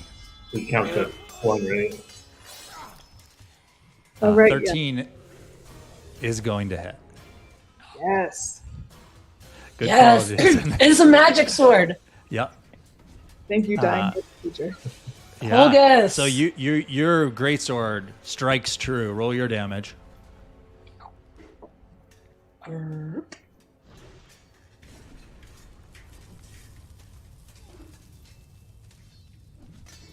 So you do a total of 6 points of damage plus 1 for that, so 7 points of damage. Okay.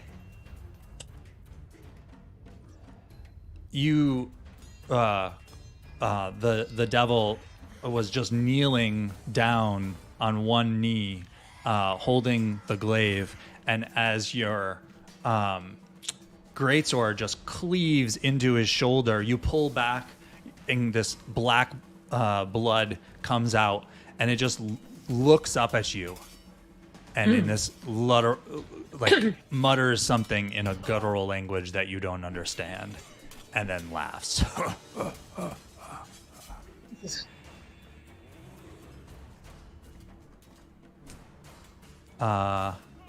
Holgus, that brings us to you. Holgus will charge Devil Sea. Swing his weapon.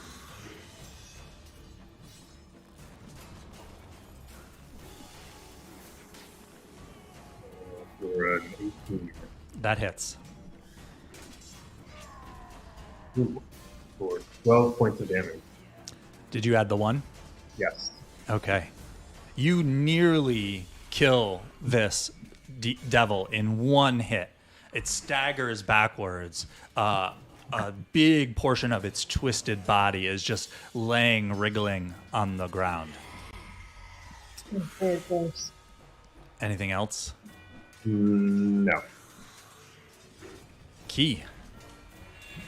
You see this, Holgus, nearly in one hit, kill one of these creatures. What do you do? He will use his 45 feet of movement speed to attempt to place himself between the bearded devil and devil. Mm-hmm. That is almost dead.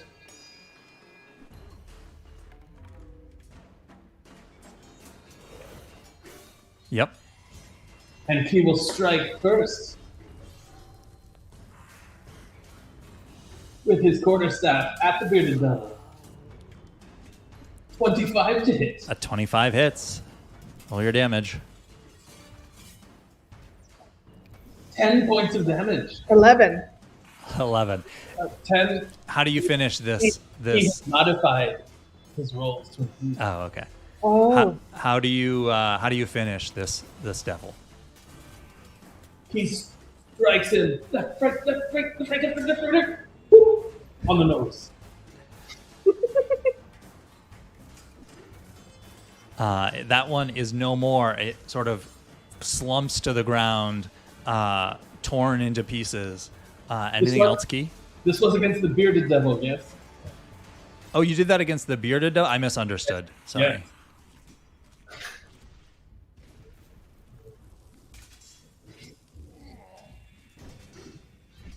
I presume the bearded devil. Still alive.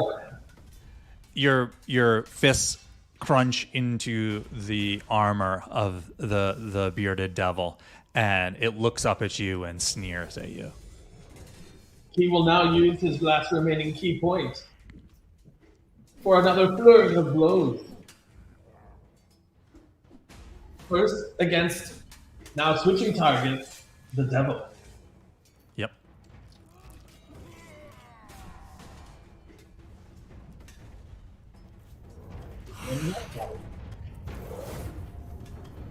What he thinks of it. 23 hits.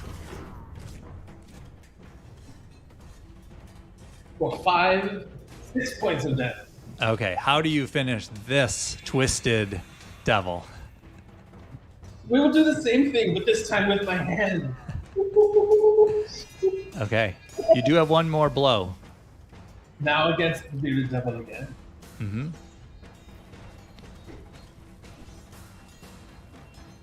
13. 13 hits. For 4 more points of damage. 4 or 5? 5 points of damage.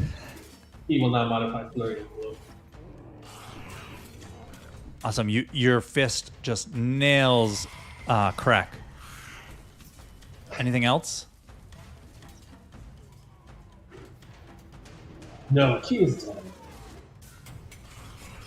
Oof. Okay. Was that confirmation that the bearded devil is Krek? Yes, for astute observers will note that I just called the bearded devil Crack. Okay.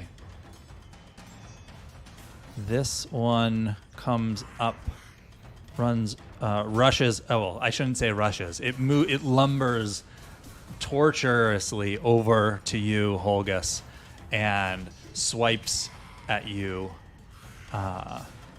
attempting to hit you, and misses. Totally misses.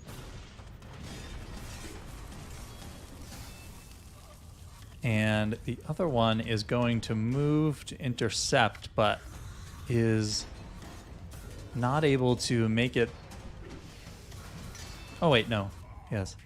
Able to make it to Yuki, and also swings at you with its fist and misses with an 8 as well. So you've both gotten lucky as these fists from these tortured devils attempt to hit you and miss.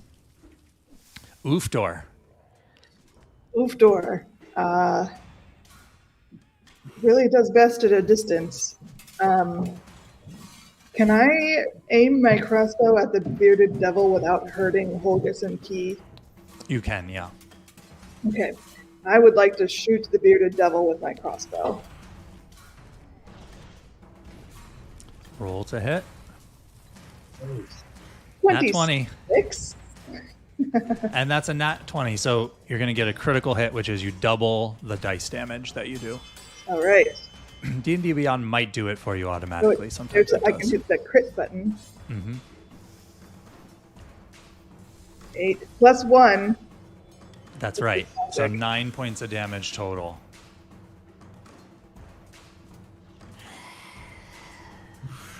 Nice one. Anything else? No, that's all I got.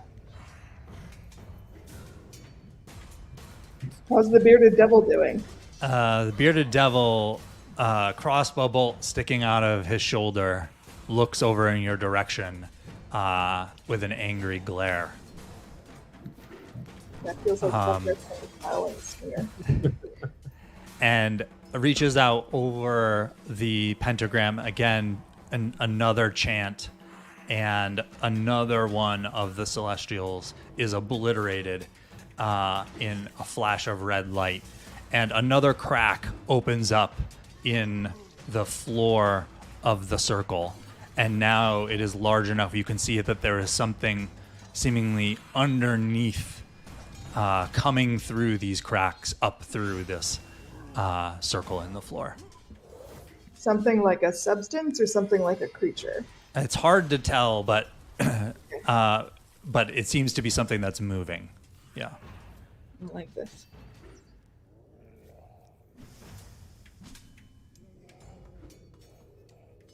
And Firefists, the devil is going to, as the devil chants, and one of these celestial figures is obliterated, the beard on the demon lashes out at you and attempts to bite you in the face.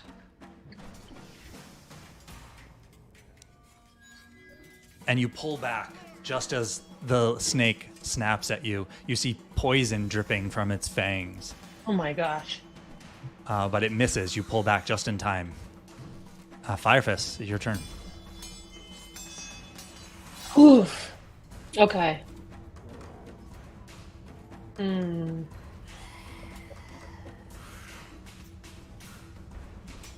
I guess while I'm here, keep trying to destroy the bearded devil. That's a good move. Yeah. Before this next guy comes out from the nether world. So I'll use my great sword. Do your worst. 15 hits. 16. 16 hits. 16. Roll your damage.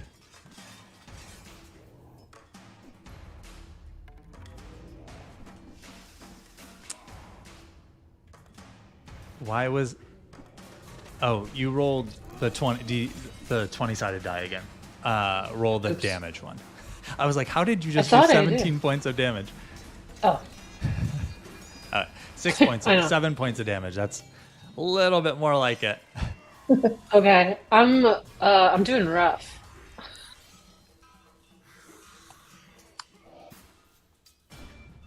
You have how many hit points left? 2. You did the 7 points of damage. That happened. Oh, I thought it happened to me. No, that was your damage as you hit the bearded devil. Oh. You're messing up the snakes. Oh. Okay. Yeah, you're good. So you're at 9 hit points. Okay. Yeah. Actually, then maybe I'm at more. But that's besides the point. Okay, Holgus. You've just been missed by one of these devils, but you're right next to it. Yeah, I will swing back at it.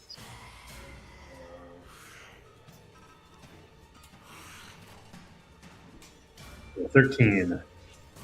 That hits. For 5 points of damage. Okay, your warhammer bludgeons the side of the head of this devil, but it is still up. Anything else? No, I think that'll be. Okay, Key. You are also between two devils almost.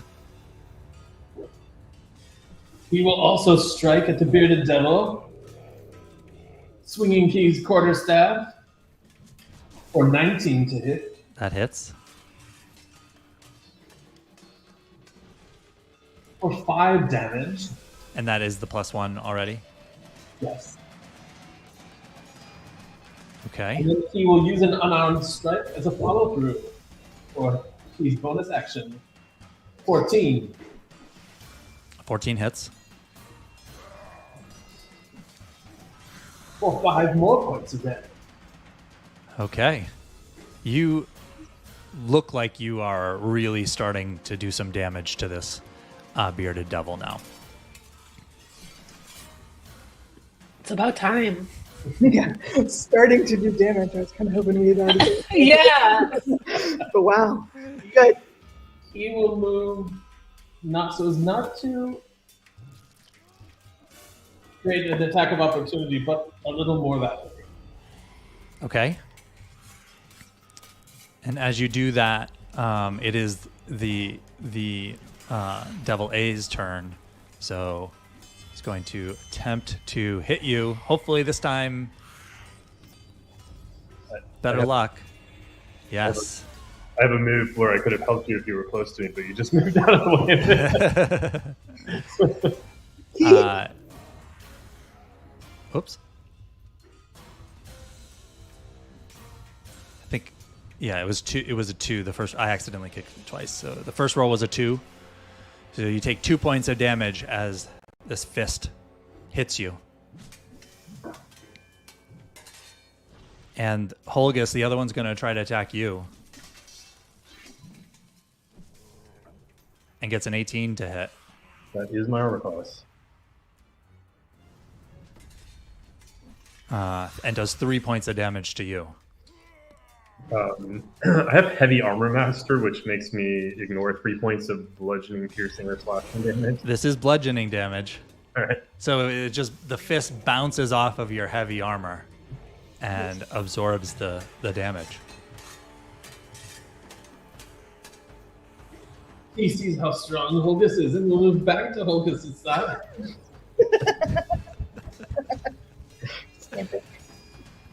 Oofdor, Yeah. you see both of your companions get hit by these devils.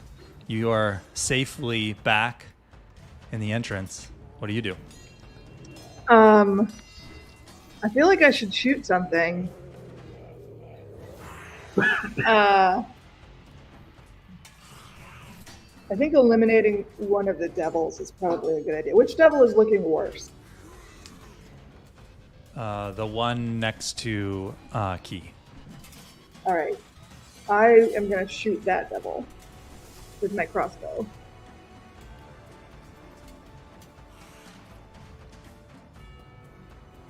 Uh, 23. That hits.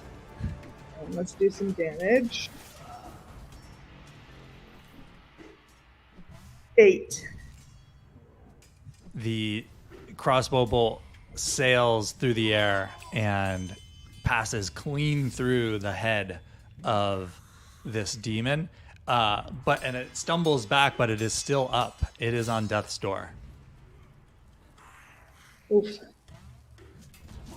I think that's all I have. Yeah. You do have that expeditious retreat. You could just get out of here if you wanted. I mean, don't tempt me. I'm going to go find a MacBook Power Stone real quick.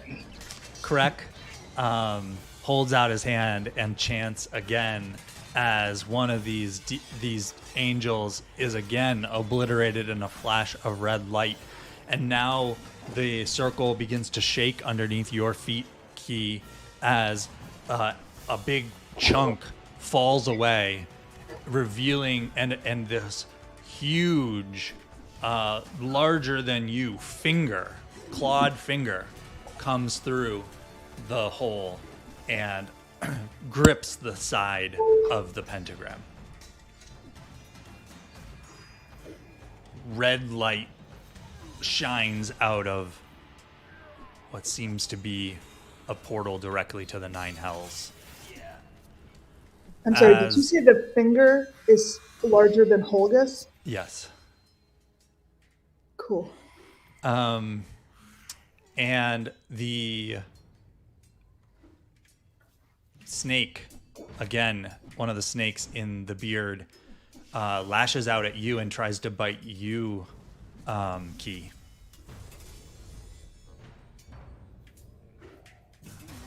Oh, I rolled the wrong thing. Hold on one sec. 15, 20 to hit. He is struck most snakily. Okay. You need to do a DC 12 Constitution saving throw now. And also take 8 points of damage. He has rolled an 8 for the throw. Okay. You feel poison course through your veins. You're sort of staggered a little bit, and now you are poisoned for 1 minute. And while you're poisoned this way, you can't regain any hit points. He is down also. The poison is coursing through your veins. You will get to repeat that saving throw at the end of each of your turns as you're doing a death saving throw as well. Hold on, let me look something up. What is the poisoned?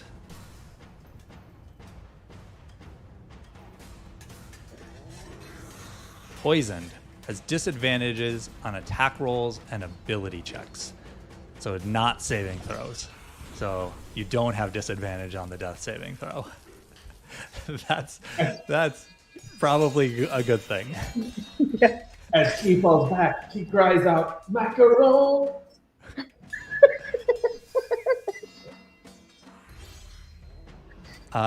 Firefist, you see one of the snakes that you had managed to dodge out of the way of as it snaps at you, snaps and sinks its fangs into Key's neck, drops Key to the ground.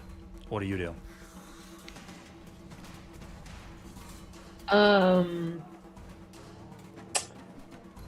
Can I strike the bearded devil, aka also the snake attached to Key, to try to dislodge it? Okay.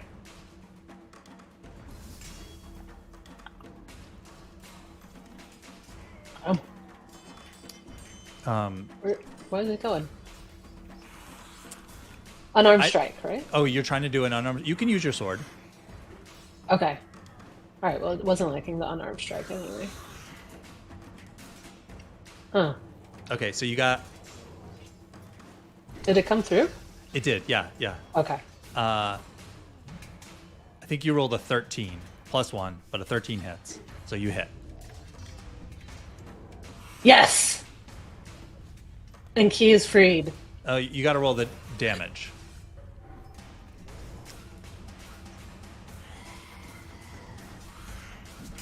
Okay, awesome. So you do 11 points of damage as you sever this snake. The black blood sort of hits the ground. The snake head hits the ground. It's wriggling and then it falls still next to Key's unconscious body. Anything else, Firefists? I want to nudge Key and see if he's still with us. So you used your action to attack, so you have a move and a bonus action. Yeah.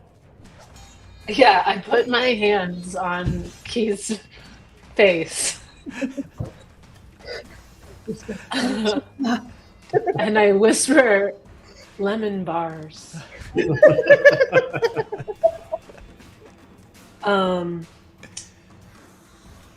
Should I use some medicine for Key? You don't have an action left Oh, I this don't. turn to try to do that. Okay, just but what you goodwill. can do is you could take that potion that I had said was in your bag, and you could feed it to Key with a bonus action. Yeah, I'm gonna do that. Do that. My healing potion. So I pretended I didn't have earlier. yeah. Okay. How do I use that? You just say that you do, and I used it. okay. What did you whisper while you used it? Lemon bar. Bar. Lady fingers. So Key, roll 2d4 plus 2.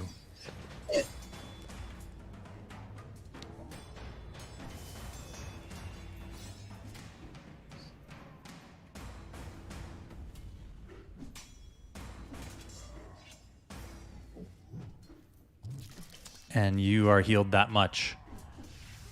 You're able to Firefist. You moved around, Krek, which is totally fine. But right now you're right next to Key. Okay. How much was it?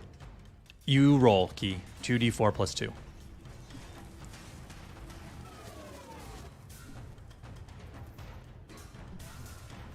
Okay, so you get 5 hit points back. You're prone on the ground.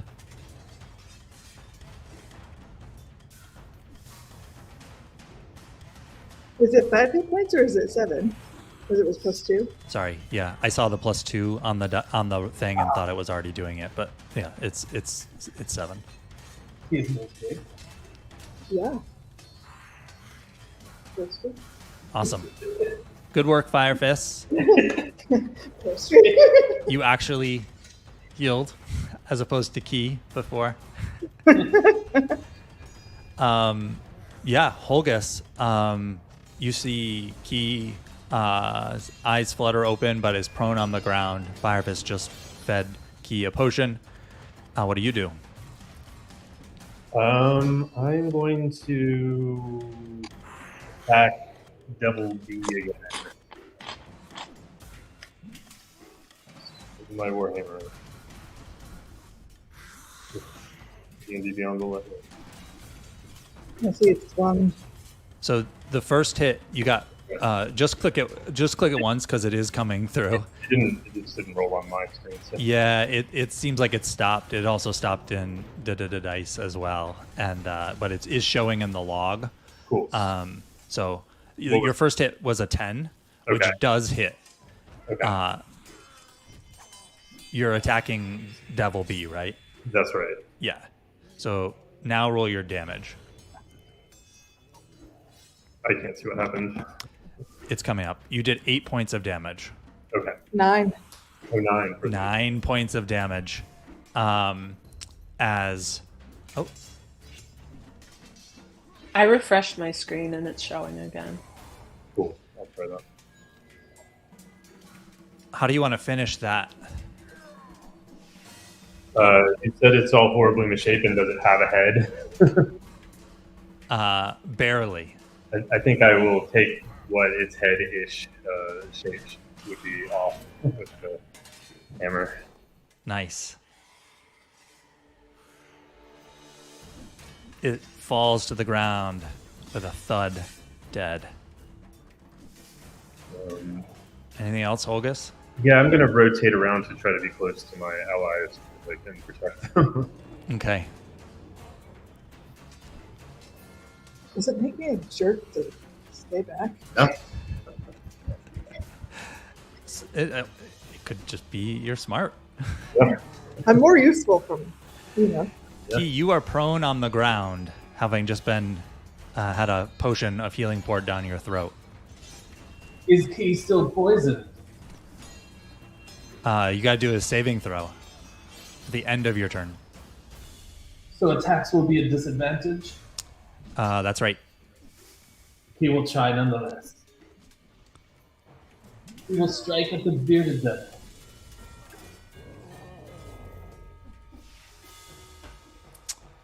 I'm sorry. I just realized something. The consequence of that poison was you couldn't be healed. Is it a special poison? Yeah, it's a special poison. That's, and I said you couldn't be healed. And then I said, you can feed him a potion.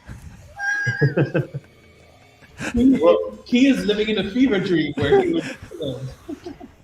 This is just a hallucination.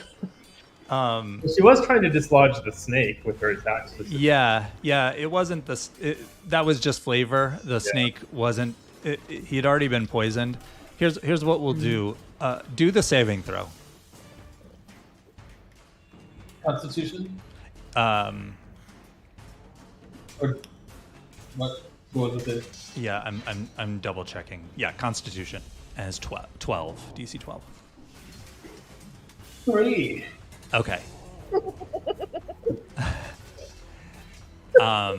You're still poisoned, and I think in order.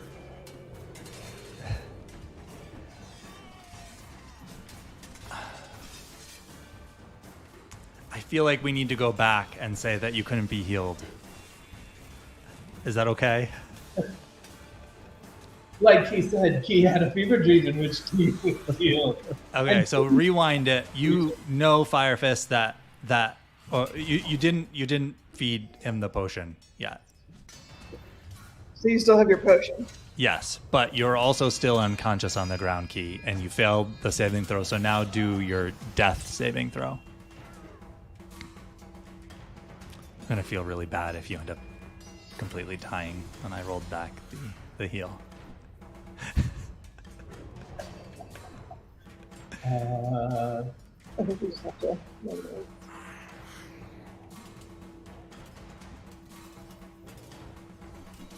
16. Okay, so you make the saving throw, the death saving throw. So you're still poisoned, you're still on the ground, but you're not dead yet. Yes. Okay. Devil A is going to swing at you, Holgus.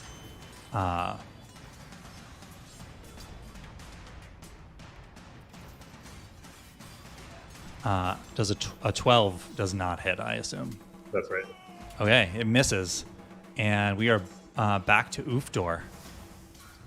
Oh, Oofdor is gonna shoot something with the crossbow.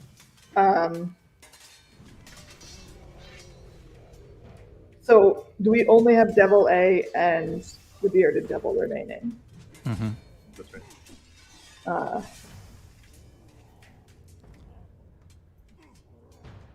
Who should I shoot? I think there's reasons to go for either one. Yeah, I'm gonna go for the Bearded Devil. Okay. Hell yeah.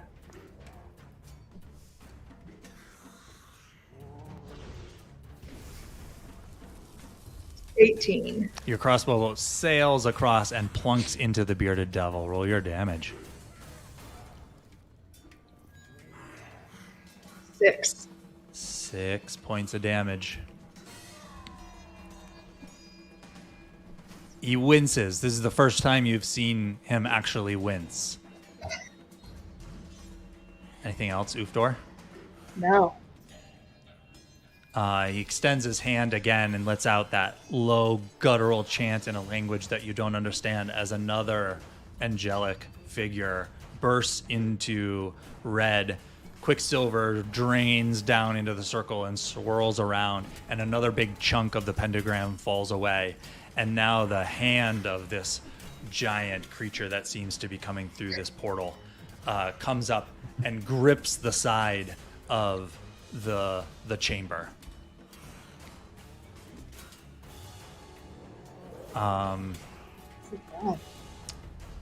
And Krek is going to.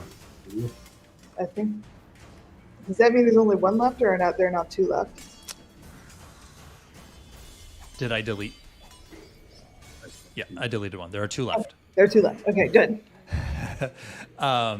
And is going to try to get retaliation on you, Fire Fist, for chopping off one of his beard snakes, and swings the glaive at you, and misses with an 8. You manage to dodge out of the way, and it is your turn. We, I put out my hand to him and do my own little chant to taunt him, and then swing my Okay, so great before sword. you begin, I was just thinking about it while we were going through it. Is there a way to help Key? Because you can't heal him. And the way to help Key would actually, one of the actions you can do on your turn, anyone can do it, is give the help action. And so the way that might play off is like you're trying to stabilize Key and sort of resuscitate them, and that gives them the help action on the saving throw that needs to happen on the constant. I'm not saying you have to do that. You could also try to bring down the bearded devil. I just wanted, thinking about what within the rules makes sense. I think the help action would give advantage on the saving throw if someone gave it to Key. wanted to also say that as a fighter, you can use action surge once this encounter, which means you can do 2 actions in a turn. So you could help and attack or attack twice. That's only going to happen once. But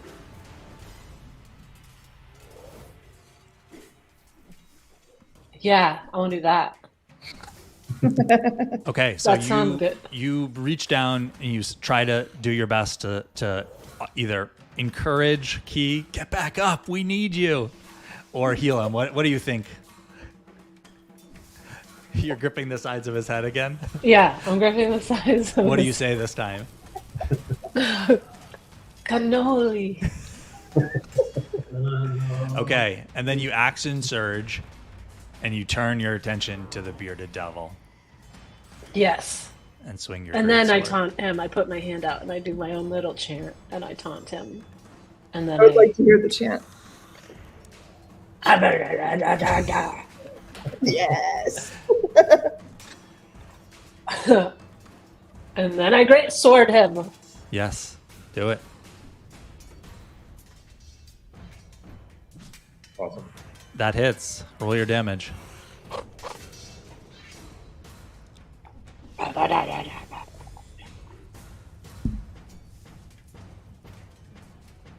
Ooh, not so great on the damage. 2 1s for a total of 6 points. But still damage. Your greatsword sinks into Crack's side. Black blood pours out a wound.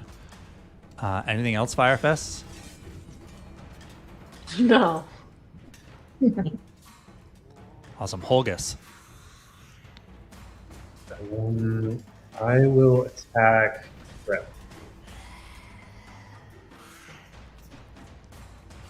24. With that. That hits. 6 more points of damage.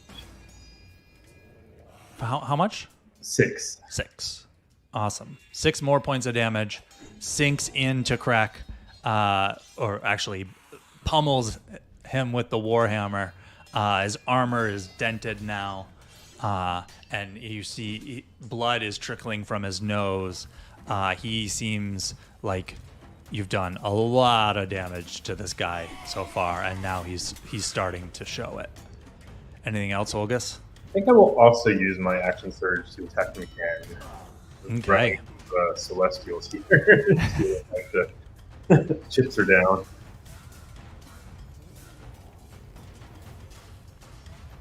Hmm, 21 again. Awesome.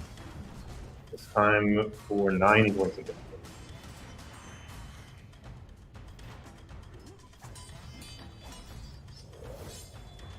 Get back to the hells where you came from. Yeah. Awesome.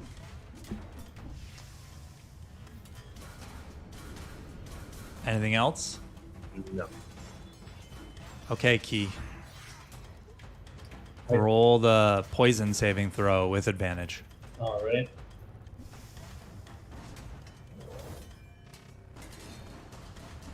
Again, that was Constitution. Yep. The DC is 12. Okay, 17. Over for the 20. It rolled twice. The first one was a 17. Oh, It did was. It Yeah. was. Yeah. Oh, okay. So you overcome the poison coursing through your body. You're no longer poisoned, so you can be healed. But you Yay. need to do a death saving throw. Oh, so this. All right, this is the one I'm on the 20 on.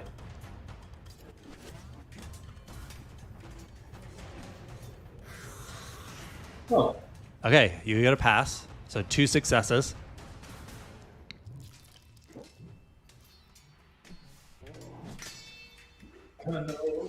This twisted devil is going to attempt one more time to hit you, Holgus.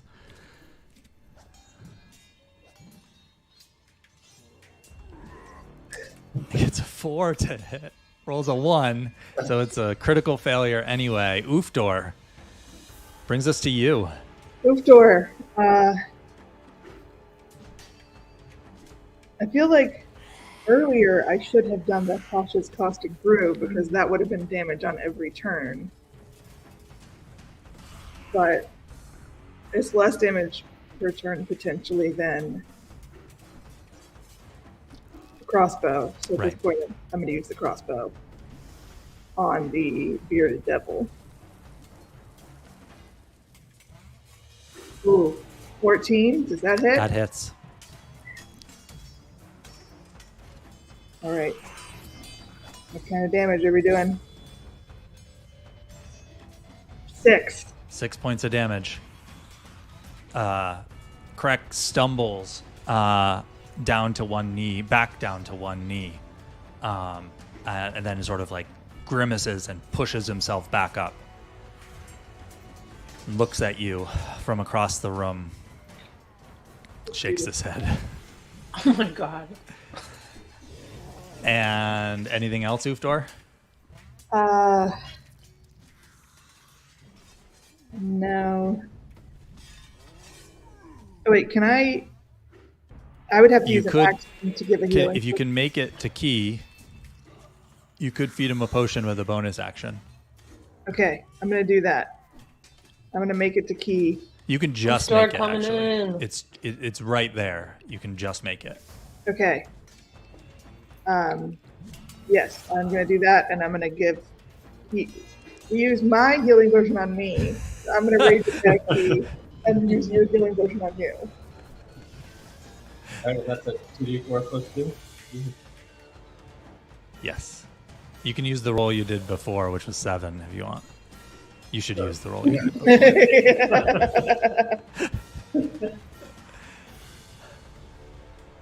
Krek reaches out. Actually, anything else, Ufdor? No. That's move, bonus action, action, big turn. Krek reaches out, mumbles under his breath again. Another one of the Celestials is irradiated in this surge of red light as the entire circle falls away now, metaphorically speaking. Because Ufdor, you're now standing on it. You don't. I was need just to about to worry. say. It's fine. It's fine. I could just As the arm comes and reaches through and begins to pull itself up, you feel like you are down to the wire here with only one of these Celestials remaining. we kind of have And to do the bearded devil this one. the Krek is going to attempt to hit you again, Firefist, with the glaive. It gets a 10 to hit. So it swings over you, completely missing. Firefist, Amateur. Dodge it every it time. is your turn. I once again take my greatsword to the bearded devil.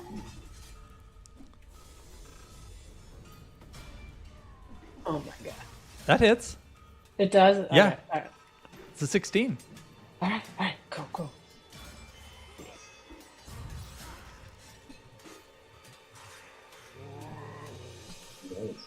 12 points of damage. 13. Oh yeah. 13 points of damage. 13! Describe how you finish Krek. Oh my gosh.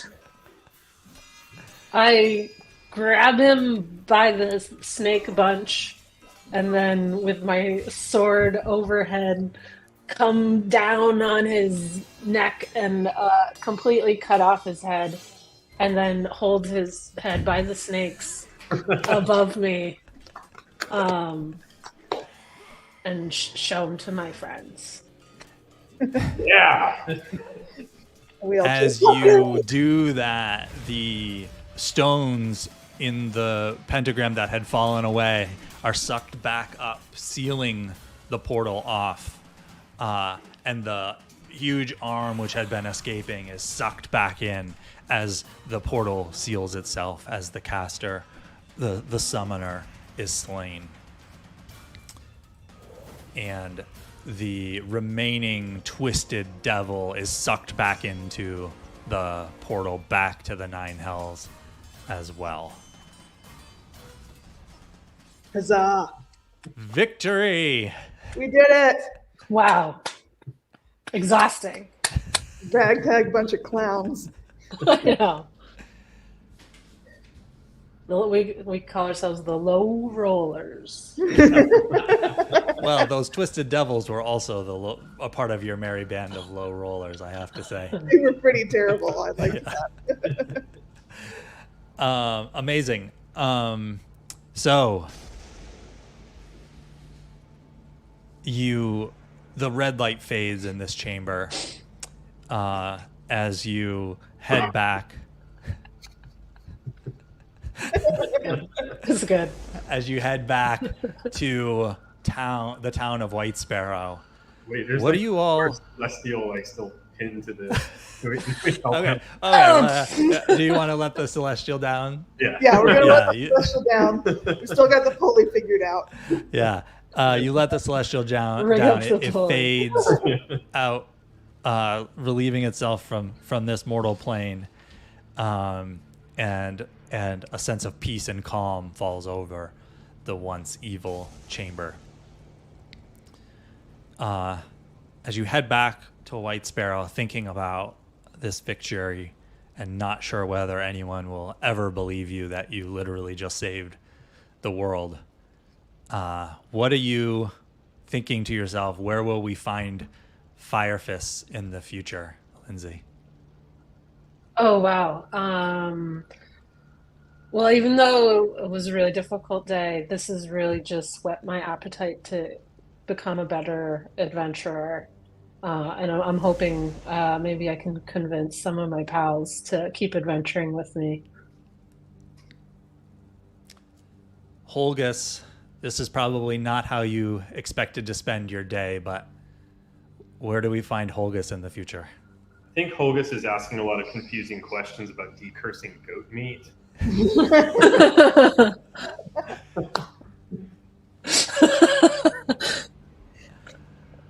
Ufdor, what are you thinking of or talking about, or where will we find Ufdor in the future? Ufdor is trying to sell those horns to someone who wants them for purely academic and research purposes. Hard time evaluating that. Well, eventually you find someone who is willing to buy them for 150 gold pieces. Yes, That seems reputable. yes. I sell those to them, and then we have a party with lots of pastry provided by Firefist. They finally respond to their Venmo request. Awesome. And Key, as you go back to White Sparrow, what are you thinking of or saying, or where will we find Key in the future? Monk Key Patch sees into his own future and believes he will find himself at the tailor's, looking for robes with a fleece lining to keep himself warm in cold adventures. Awesome. And with that, that's where we leave our adventurers off to another day. Thank you so much for playing with me, everybody. This was so fun. Thanks, Chad. Thank you. Yeah, this was great. And if you enjoyed watching, thanks again. The music was comes out of Sirenscape. An epic adventure needs epic music. Check it out at sirenscape.com.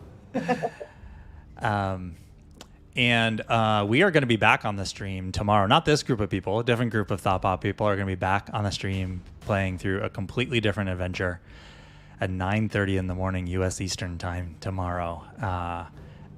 So we're back at it bright and early. Thank you. Until then, I'm your Dungeon Master, Chad Pytel. Yeah.